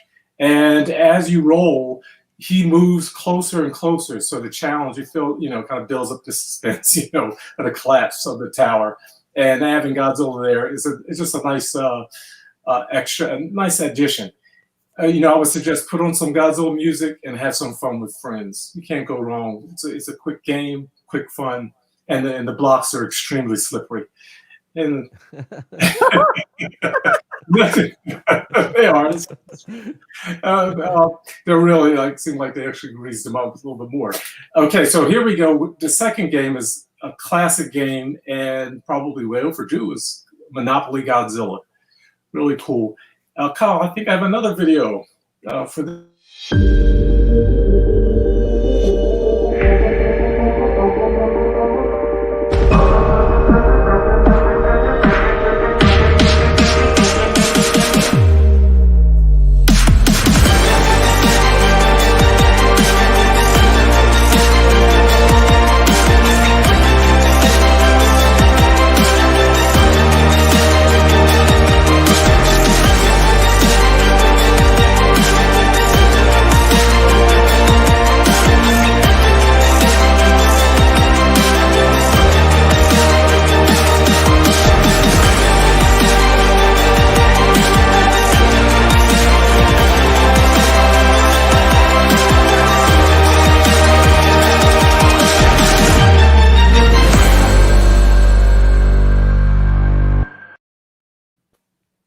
Right on.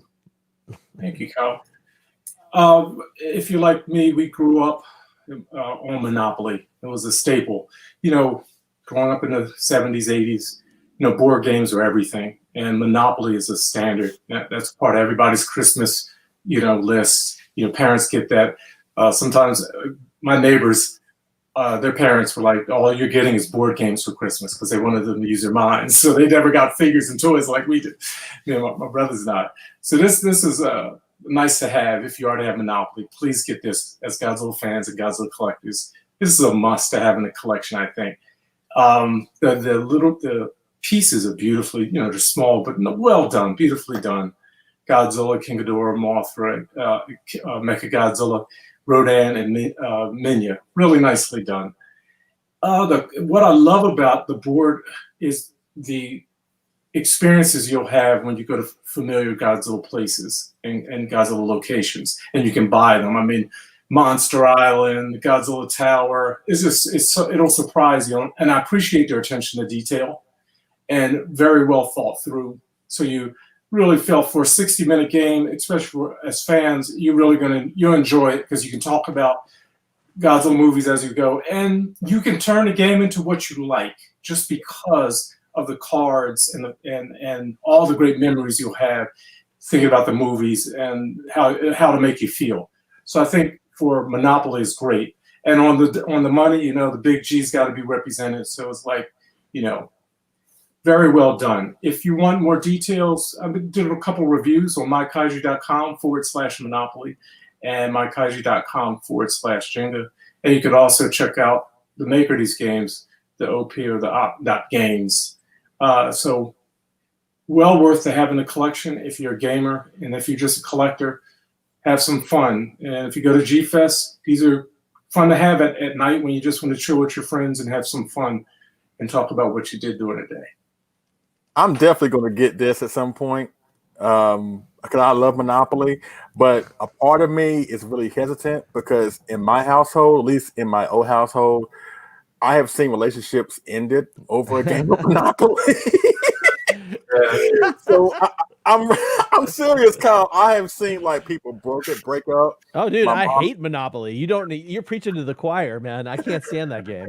Like my dad and mom got into an argument and they didn't speak for like a week one time. And yeah, we take Monopoly very serious. Like if you land on my property or land on their property, I'm like, Mom, it's just a game. I don't owe you this money for real. You're gonna pay me or you ain't getting no dinner. I'm like, okay. So it's real. It's real. I can share some of the actual game. And it's nice about the Jenga, you can take, these will look great on your shelves, and especially the Godzilla die cut that's in the box. And actually putting the pieces back together, you can use the Godzilla cutout to stack them up, the bricks, and to hold them in place. And then the Monopoly game, I've already played a little bit of both. Wonderful game. And the price points are not bad. So nice addition, especially in these COVID days and you're in the house with your family, brother, sister. How about play and just make some rules that you're not going to monopolize each other to death. And I think I have seen those at Target. I think I've seen those at Target or Walmart, one or two. I know I've seen it recently, and I haven't played a board game in years, right? And of course, I saw it because obviously it's Godzilla, but I didn't really think about wanting to get it, really. But now you have pushed me over the edge to want to get it added to my house. Once again, I'm very leery of what it may damage people's relationships, but as long as we keep it fun, we should be fine. Seriously, we take Monopoly seriously in this house. So, yeah. Monopoly is serious business. And you can also, through the game, if you have friends that don't know about Godzilla or why you enjoy Godzilla, you decide to play Monopoly, you can also share your love for it because each of the cards, each of the locations on the board is a whole nother story and conversation you could have. Absolutely. It's fun. Absolutely, because during that brief promo, I actually saw an image of Red Bamboo, and I was like, oh, cool, sea monster. And, Yes, all in there. Yeah, it seems like the people that put that sort of adaptation of Monopoly together did their homework on, at least learning Godzilla stuff. You know what? And I can appreciate that when it comes to Monopoly, the whole Gamma thing that I mentioned earlier. I mean, I know some people like to complain, or at least, there are some people out there, a lot of people out there I know are out there for the right reasons and want to do the right thing. But, we do have some people that all they want to do is just criticize and point out negatives. But Arrow Video and Kyle and everybody didn't have to put their all into this. They didn't have to put that all into the Monopoly game. They didn't have to put they're all into these great kaiju products that we're getting. But they put forth a solid effort between this Monopoly, whatever. So let's just be thankful that they did put a good effort versus being half ass about it. You see what I'm saying? That's right. There were many years between the Mattel Godzilla game and what we have now. And now we have so much. So get it while the getting's good, because it'll be gone as soon as you turn around. It'll be out of here. Exactly. You said it, John. Oh my God! Can we just make that King Kong's voice in the show? That's our canon. That's our head canon. King Kong talks like this. So he's like Minion's older brother. Godzilla says that I can. Oh gosh! Eat your vegetables, kids. Okay, so should we just move along to my segment? I'm excited. Yes. All right. So, ladies and gentlemen of the kaiju collecting community, I am here to talk to you collecting kaiju posters. Now, if you've not seen this room, if you've not seen photos of the inside of this room, basically, I have these IKEA cubbies all around me, and just above them, I have movie posters lining this entire room. I was telling John earlier, actually, in my house, I'm lucky to have enough wall space where I can display 29 framed Godzilla posters in this house. Not just Godzilla, but all sorts of stuff. So I'm not going to show off my poster collection. That's not what this is for. We're here to talk about the art of collecting posters. And so what I've done is I've created a little presentation here. So let's go ahead and talk about these beautiful, beautiful pieces of art. One thing I did want to make sure everybody understands is that this is a really large topic. And so all I'm going to be doing today is scratching the surface of this. I'm going to try and make it in about 15 minutes. Let's see what happens there. We're going to cover introducing these posters to you if you're unfamiliar with it. We're going to cover a little bit of the identification, how to find these posters, and how to frame these posters. And if you didn't know, this is my introduction, of course. If you didn't know, Japan actually has a rich Japanese cinema history dating all the way back to 1899.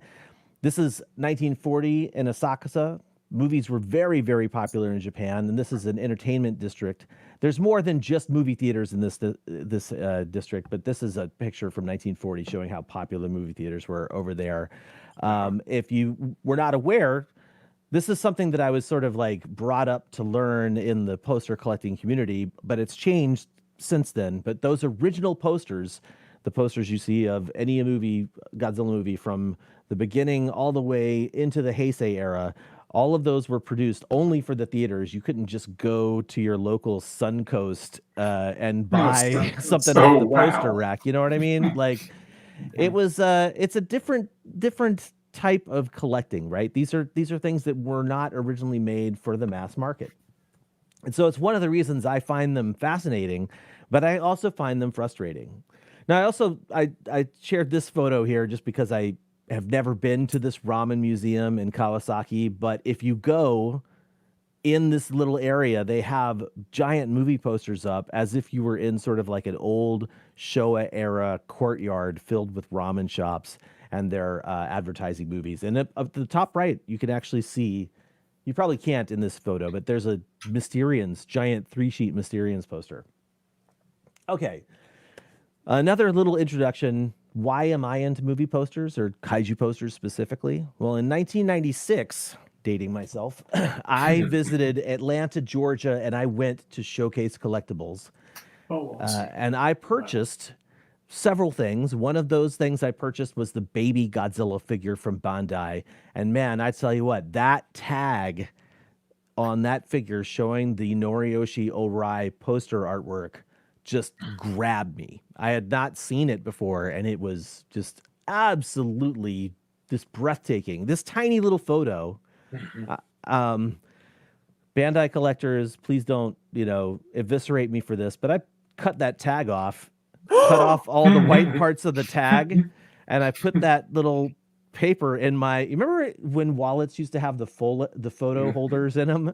I put that photo in my wallet as like that's how much I liked looking at it. Right? Okay, so I purchased that figure, purchased the tag or took the tag off, and eventually I was like, I've got to have this poster. So this is it. This is the B1. And I'll explain that in a little bit. This is the large size theatrical advance poster for Godzilla vs. Mechagodzilla from 1993. And it's so gorgeous. Such a beautiful poster. Was the first poster I ever bought along with the smaller version of the Space Godzilla poster, another poster that I just thought visually was stunning. Even though the movie itself, we could talk about it another time. Now, the guy, of course, who sold me these items and who ran Showcase Collectibles at the time is Sean Lincolnback. Sean Lincolnback is basically the guy when it comes to posters and a lot of collectibles. My friend Leslie and John have his book, but I have the poster book here that he created recently. So there's the book that John's holding up right now is the unauthorized guide to Godzilla collectibles that Sean Lincolnback produced, I think, in like 1996. And then this came out just a few years ago. This is the art of Japanese monsters. And it is a gorgeous, gorgeous poster book, which we'll talk about several times in this episode. But yeah, there you go. There's the two books that Sean put out. If you don't have the book on the right, you might actually have the alternate cover, which has another really cool illustration on it too. Anyway, this is way more than we can cover in one episode of Collect All Monsters. So we're just going to touch on sort of the main things here. And just to show you guys what we're sort of talking about, I group these into posters. I group them into originals, reissues, like legitimate reissues, and then fakes or knockoffs. And so we're not even going to cover fakes or knockoffs. You'll see like something later that I'll be like, that's for you if you're into that. How big is this topic? Well, let's talk about this book. This is, let me make myself larger here. This is Sean's book.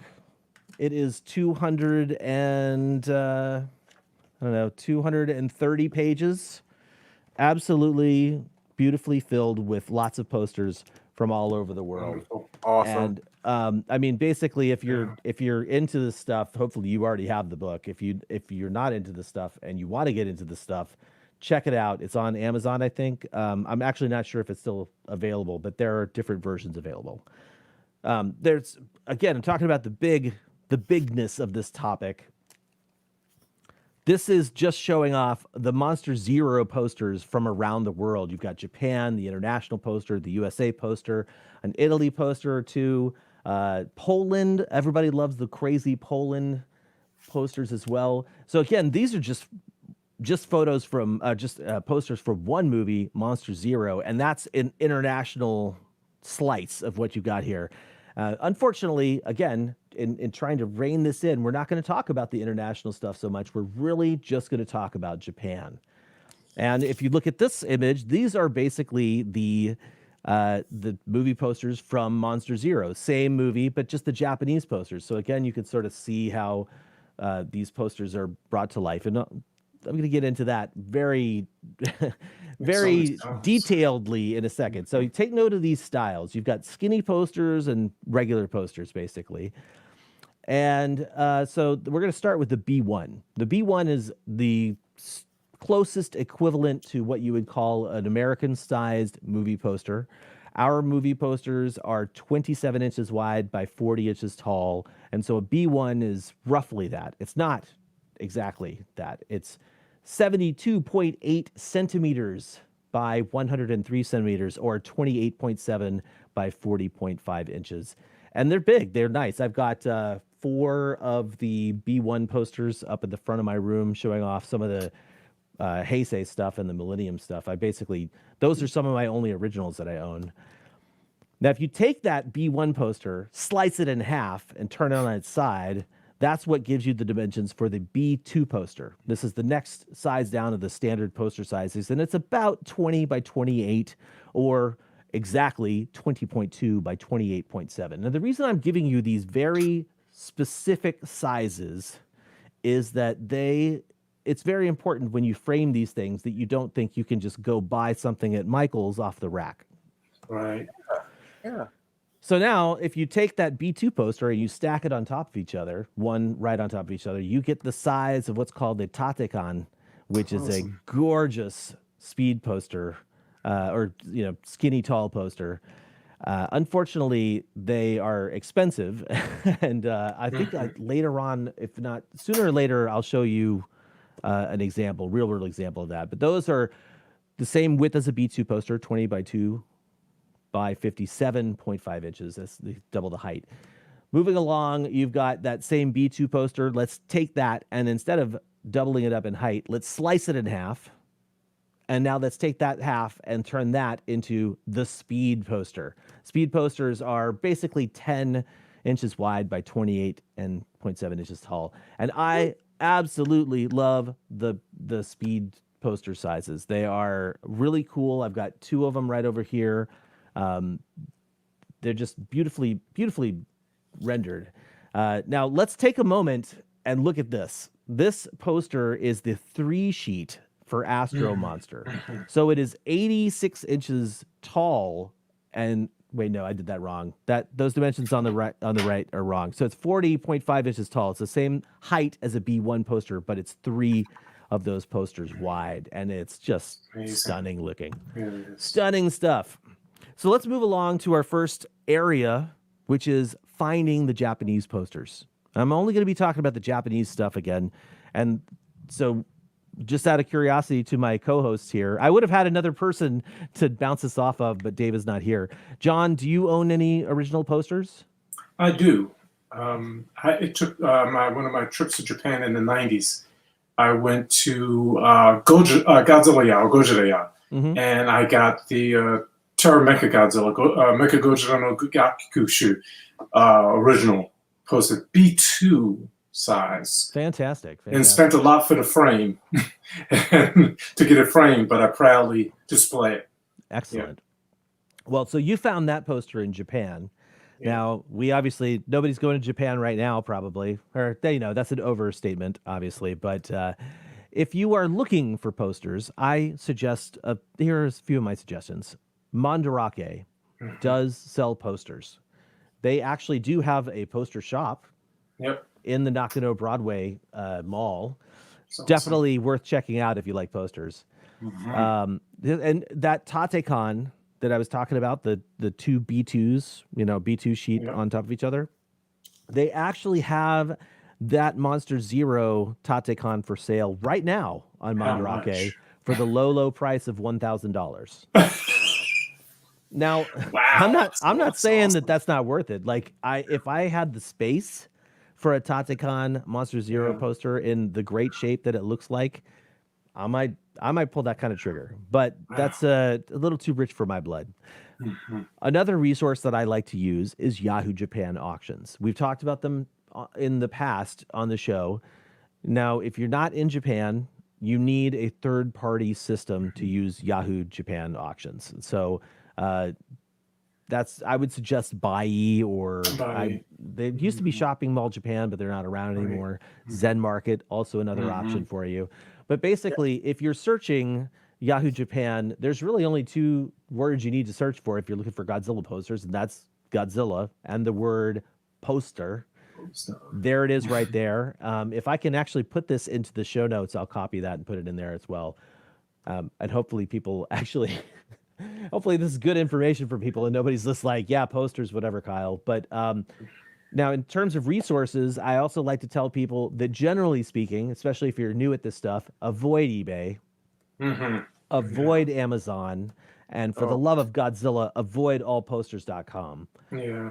Because these are not places to find originals, generally speaking. That eBay is a different thing, but basically DIY printing has sort of muddied the waters so much that if you care about getting something that's original or licensed, just, in my opinion, avoid that stuff unless you have a lot of information behind you. Now, let's also talk about another resource. Showcase Collectibles does sell posters. Now, they're obviously, I spoke with Sean Lincolnback, the owner of Showcase Collectibles. This isn't necessarily a plug for him, but as sort of like the poster guy, this is the place that I would sort of go to just look and see what he's got. Now, there's all sorts of other places you can get posters, but what you'll see in a minute is it's just great to arm yourself with information as you go out to look at posters. For example, I know that at Emerald City Comic Con and at Rose City Comic Con, I've seen 1 or 2 dealers that do sell kaiju related merchandise, and one of them for sure was selling a ton of posters. And I didn't have enough information going into it to know if that was going to be a good fit. But basically, in my opinion, if someone's selling something at a convention, they need to know exactly where that poster came from, exactly what the heredity of that poster actually is, you know. Absolutely. That's difficult to do at a convention, especially with they're so busy. Anyway, moving along to our next section, which is, I guess, framing. Wait, no, identification. Sorry, we're going back to identification. Now, I want to talk about originals versus reissues, because for me, originals are expensive, originals are hard to come by, and originals are one of those things that if you are into it being an original, that's why you're into it, right? So John asked you earlier if you had any original posters. I'm throwing the question out to the chat room. Anybody watching live have any original kaiju posters in their collection? For me personally, I only have a handful. The ones I mentioned earlier. Actually, the stuff here on the left-hand side of my wall, which I'm not going to show you guys right now, it starts with the Heisei stuff. And so all of the Heisei stuff that I've picked up has pretty much been an original, a couple of exceptions. But for me, I just don't have the kind of money where I could throw down the cost or the price for an original King Kong versus Godzilla. Oh, yeah. So I like to look at reissues. And so before we go into reissues, if you are interested in getting original posters, what I absolutely suggest is befriending someone who knows what they're talking about, like Sean Lincolnback. Here are 2 examples from posts that Sean Lincolnback made in the Godzilla collectors group, talking about 2 sheets, 3 sheets of posters that were purchased on Yahoo Japan auctions. And he's basically using those as benchmark points to say, hey, look, this 3 sheet of Dogura here was recently purchased for only $2,500 in Japan. You know, that kind of information is important for poster collectors, especially people who are looking for really difficult to find stuff. So it's a good reason to follow him. It's a good reason to be in some of the groups he's in.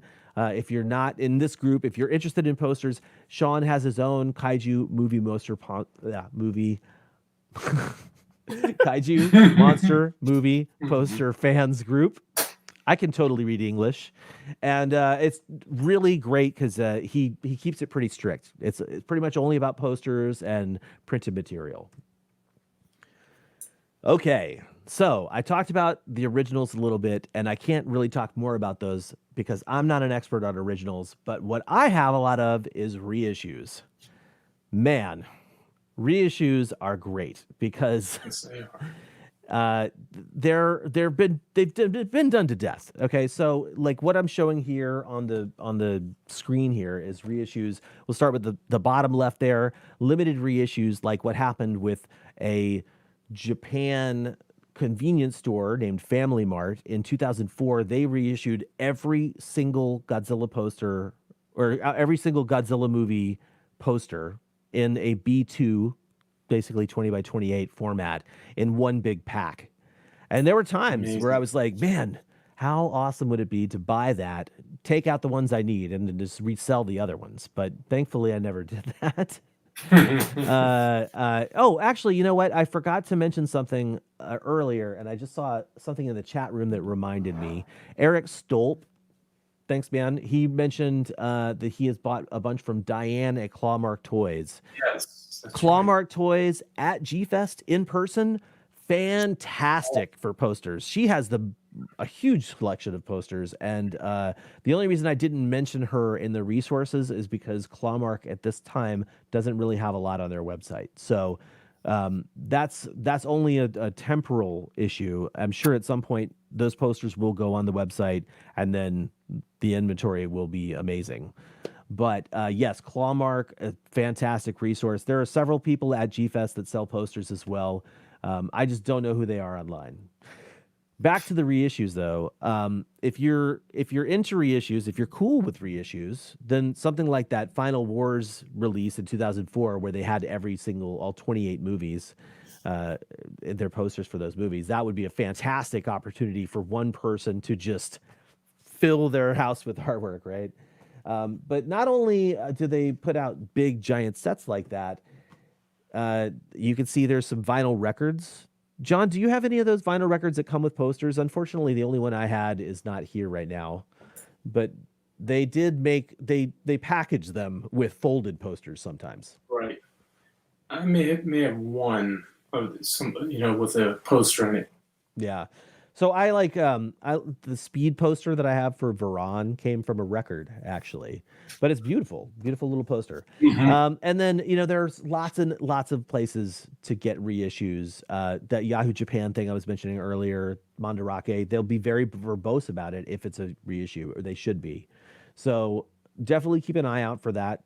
Like I said with the originals, the dollar amount, the yen amount is going to speak volumes. And so the yen amount of a reissue would be much, much, much, much, much less than original. If you're looking for single items, that's a great way to go. If you're looking for something a little more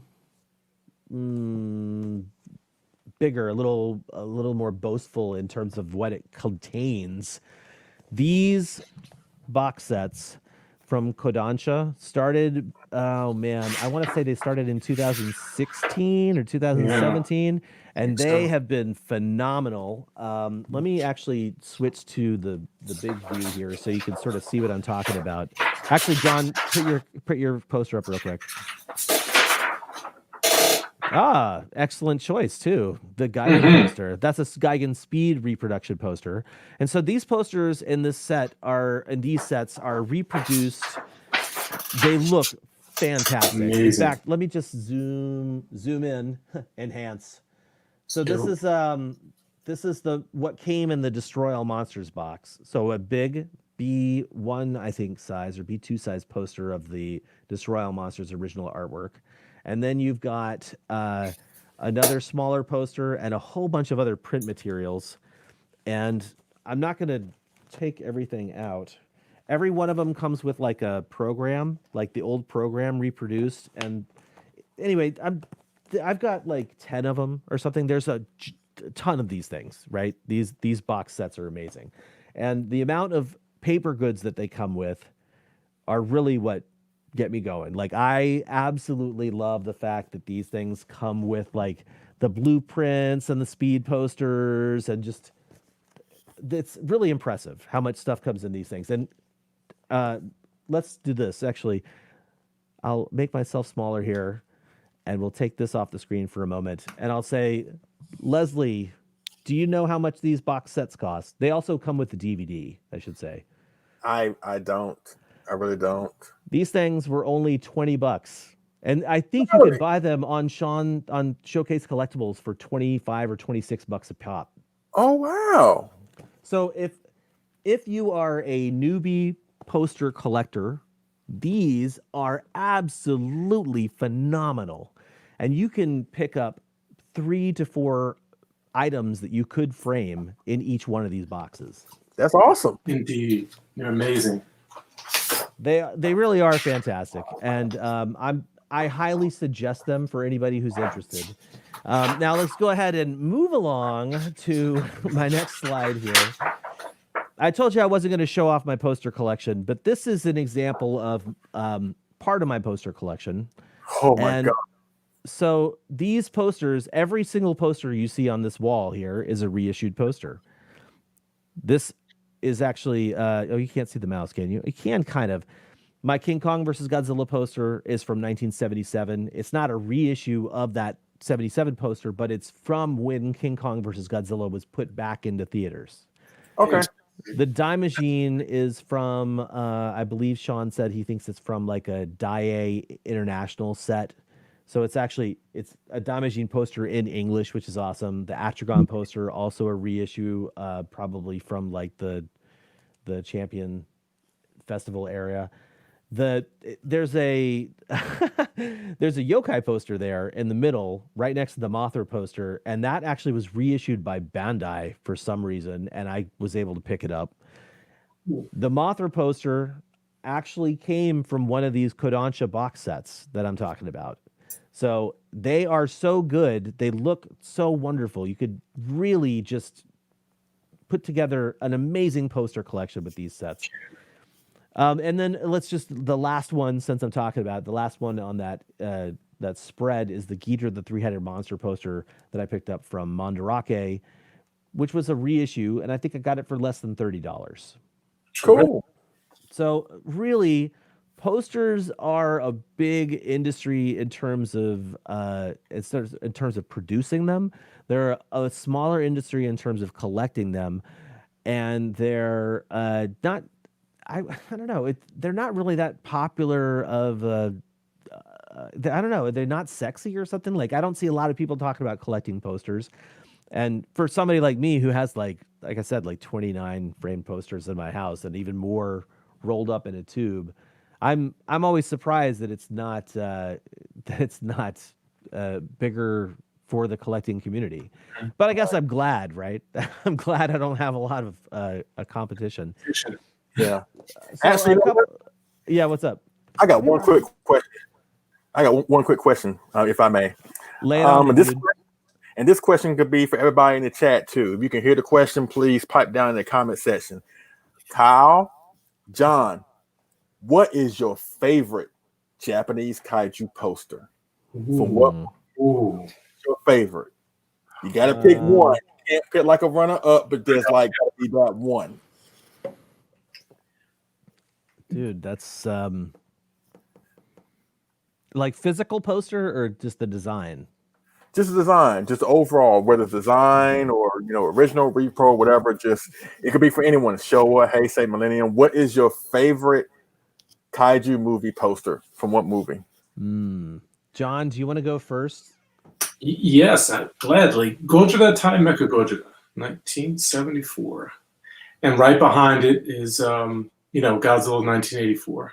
Those two posters are fantastic. Now, when you say Godzilla 1984, which one are you talking about? The red Ori poster? Oh no, with the black, sky and shit. Okay. I had to intentionally get that issue of the DVD collector's box just to get that poster. I love it.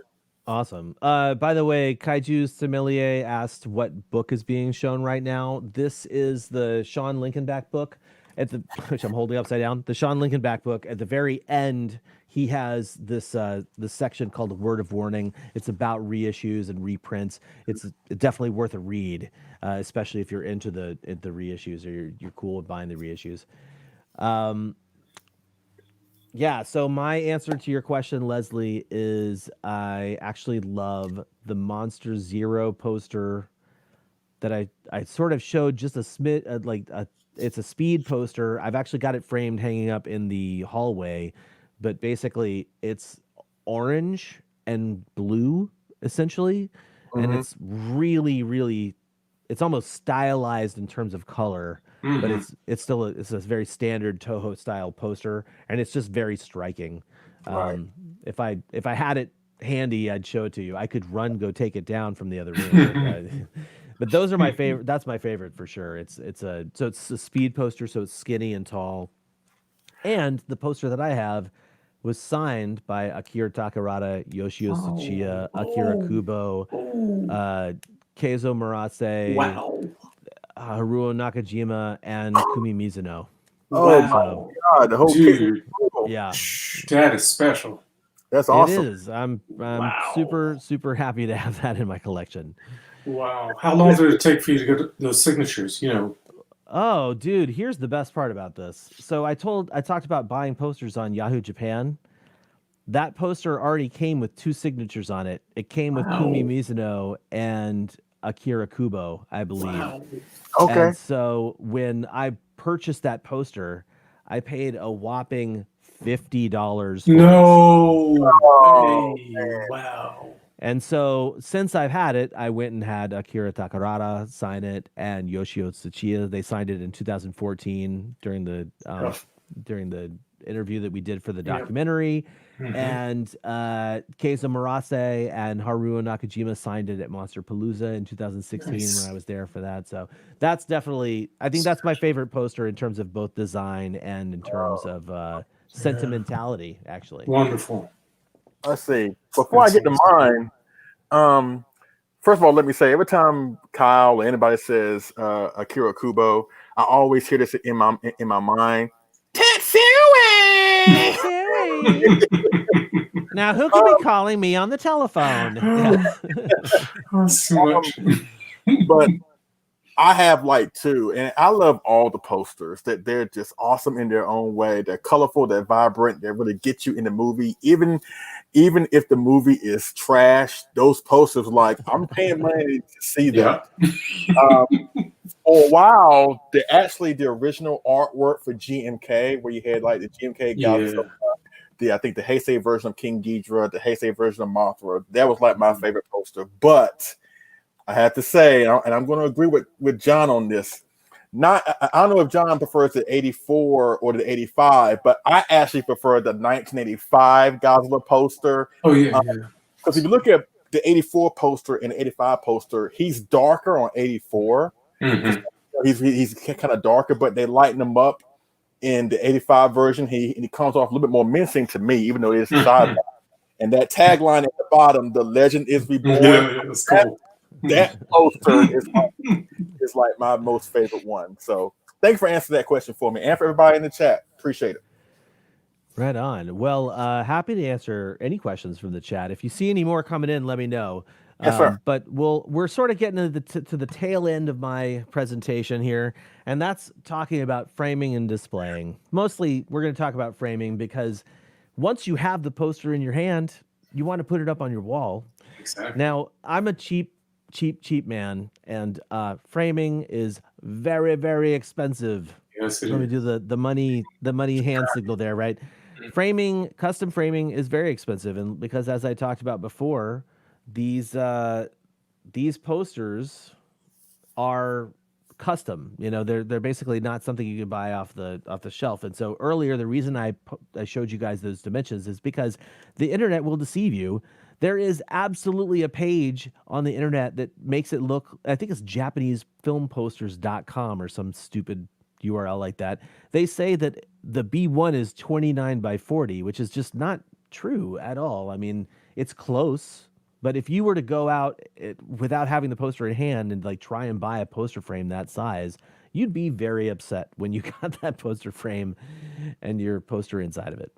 So just keep those in mind. These measurements, obviously, if you're going to have something framed custom, they're going to do it for you. But if you want to know what those measurements are so you can get an idea of how much it's going to cost you, there they were. And because of that, they require custom framing solutions.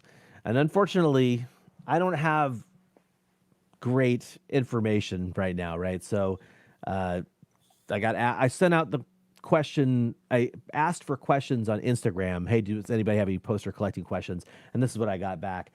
Do I have a go-to place for frames? Unfortunately, no, I don't, because at the moment I am not on speaking terms with any of my poster people. But you know, you can take it to some place like Beards or Michael's or any framing place and get something done. I am, like I said, I'm cheap. And so I used to use a website called wholesaleposterframes.com, which, boy, you guys, I was so excited to share wholesaleposterframes.com with you, even though it sounds like such a shady website name. They were awesome. And so anything in this room that wasn't framed wasn't framed when I moved into this house. I purchased frames from them, and basically they have a website where you can go and put in the exact dimensions of your artwork, and then they give you all sorts of options that you can purchase those frames. Now, unfortunately, the reason there's the thumbs up with an RIP gravestone in front is because that website was purchased by another company called Frame It Easy, and I'll speak very quickly about them because they're not worth checking out. They basically increased all of the pricing, and so it's not worth it in the long run. It's probably better for you to go get it framed at a place in person than to just roll the dice on what they have. So sorry, Frame It Easy, you're not getting my money anymore. There's another place, I've got another place up the street from me that I can go get something framed. Unfortunately, there used to be a really cool bro dude who worked there, and I brought my poster into him and I was like, wow, man, this is really awesome. Tell you what, we'll frame this up for you and I'll put it in, and he gave me some terminology. I'll put in this thing on the back so you can just pop that out, and when you get more signatures on the poster, you just bring it back in, we'll reframe it for free. I was like, that is awesome, dude. Thank you so much. But then when I came back in, they're like, yeah, he doesn't work here anymore. He really should not have offered that service to you. But there's some good information in the chat room. I'd like to point out here, Kaiju Sommelier says, make sure you use UV resistant glass. I actually have stopped using glass on my posters. I've started using not just UV resistant, but also a non-glare plastic. Yeah. It's kind of good. And then let's see. I saw a couple of other things in here. Yeah, non-glare plexiglass. Yeah.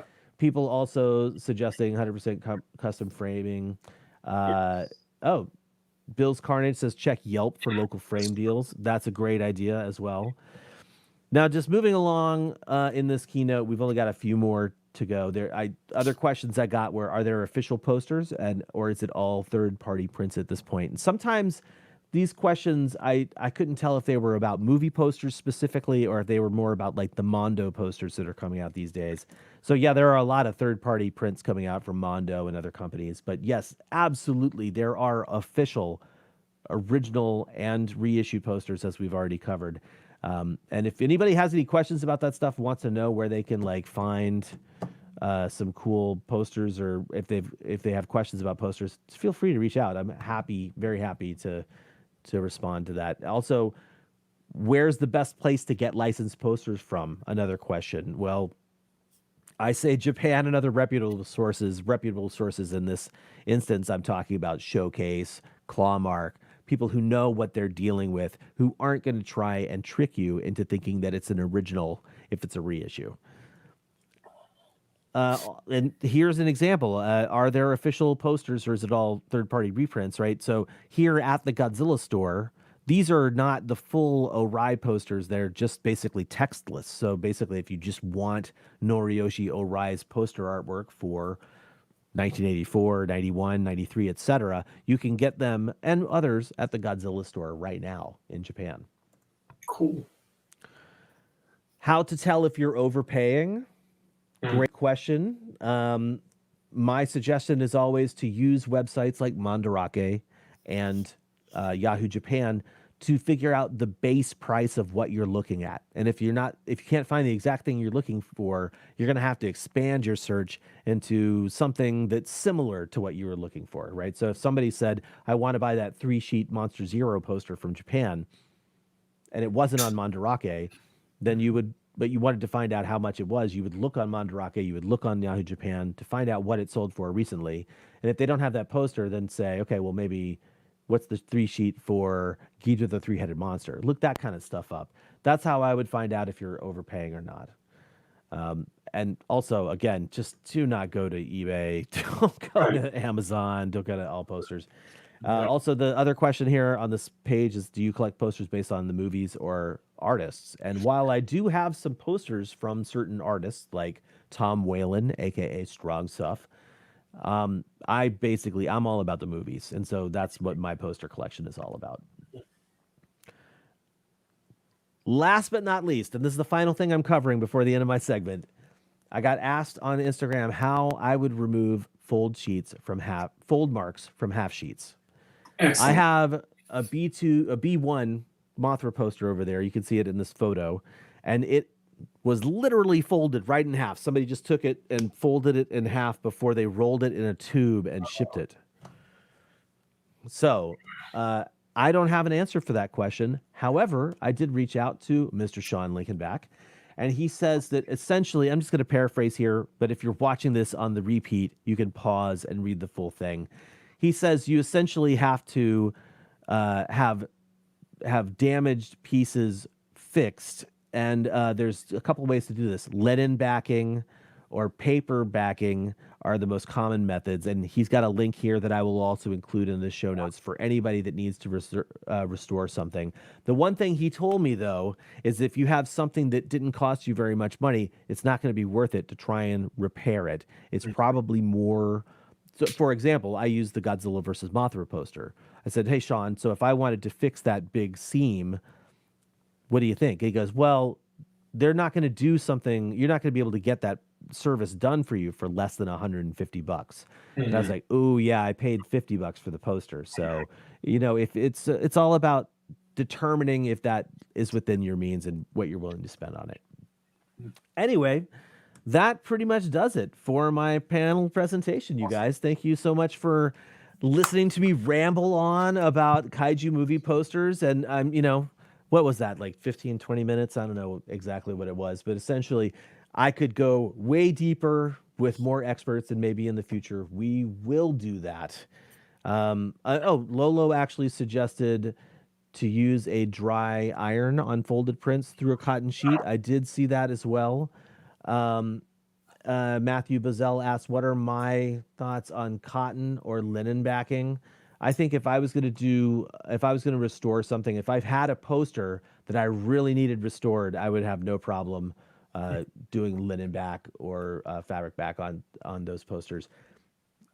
I don't have it handy, unfortunately, but Sean Lincolnback actually, when I asked that question about restoring posters, he sent me an image of a 3-sheet 1967 Son of Godzilla poster set, and they were jacked. Like, wow, the fold marks it looked like somebody had like rubbed off all the artwork where those fold marks were.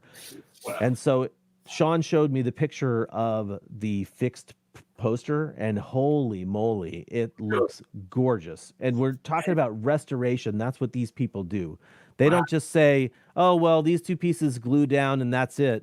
They fix all of the parts in, and they do their best job to like match it all. And the photo he sent me was amazing. So not like that painting of Jesus that someone restored,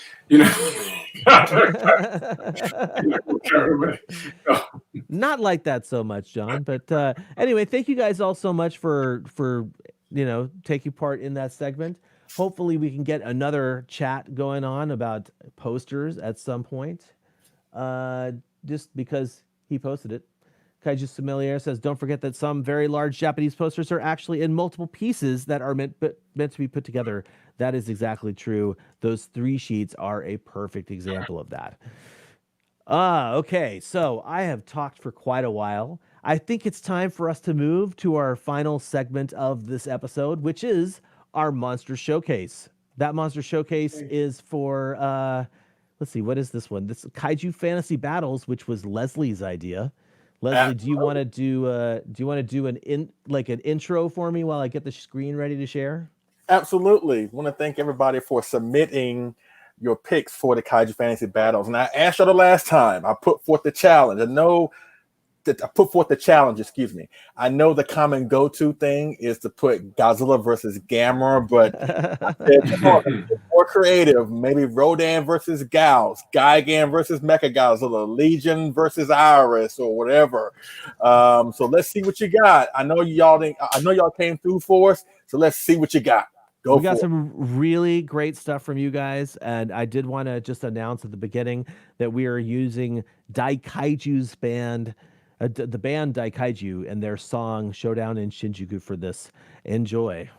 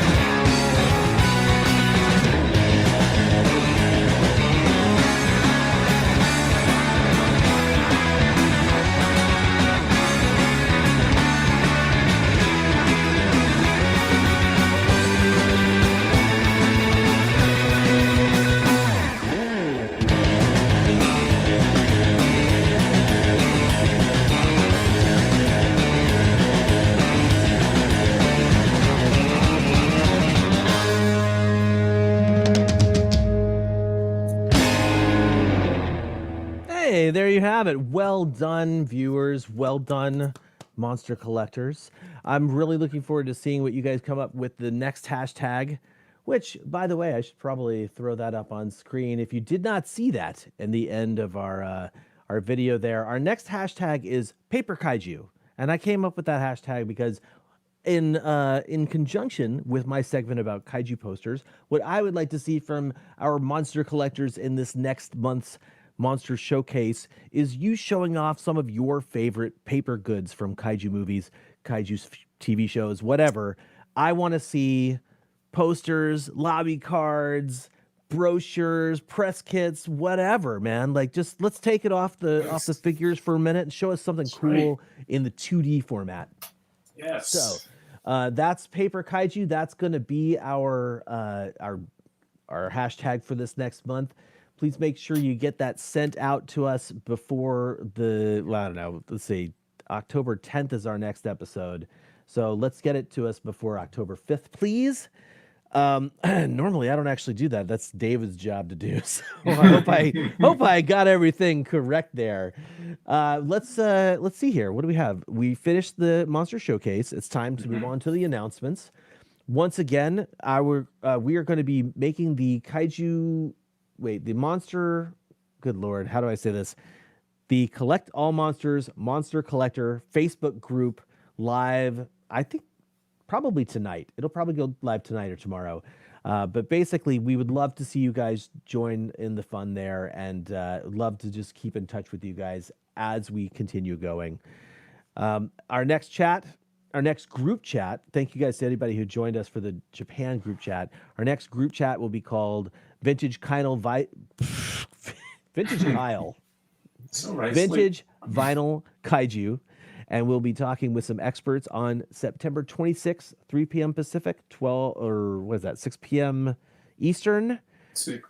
Yeah, and then our next full episode, like I said, is October 10th. And something to note for you guys, we are going to be doing a giveaway during the episode. So one lucky live viewer will be winning some lucky, awesome prize that is yet to be determined. I'm not exactly sure what we're going to give away, but I have a grip of stuff over there that's sort of left over from Kaiju Cast stuff that definitely should be given away. So we will be back with that for the next episode. You guys, you got to help me out with the final things we need to say here. Yeah. Thanks everyone for watching. Please remember to subscribe to the channel and hit that like button if you had a good time watching the show today. If you're not catching the episode live, let us know in the comments if you like what you saw or have any questions from today's episode. And don't keep us a secret. Please share the show with your fellow kaiju fans and collectors, because some folks are not able to see the show live, but this will be on our YouTube channel from now until the end of time. So please check it out and keep the collecting conversation going. Please join our new awesome Facebook group. That way you can connect with other kaiju collectors. That way you too can become a Collect All Monsters monster collector. All right. That's right. That's right, Leslie. And as I like to say at the end of every episode, until next time, our planet may be doomed, our Earth devastated, the monsters are in revolt, and civilization is in chaos. We must unite and collect all monsters.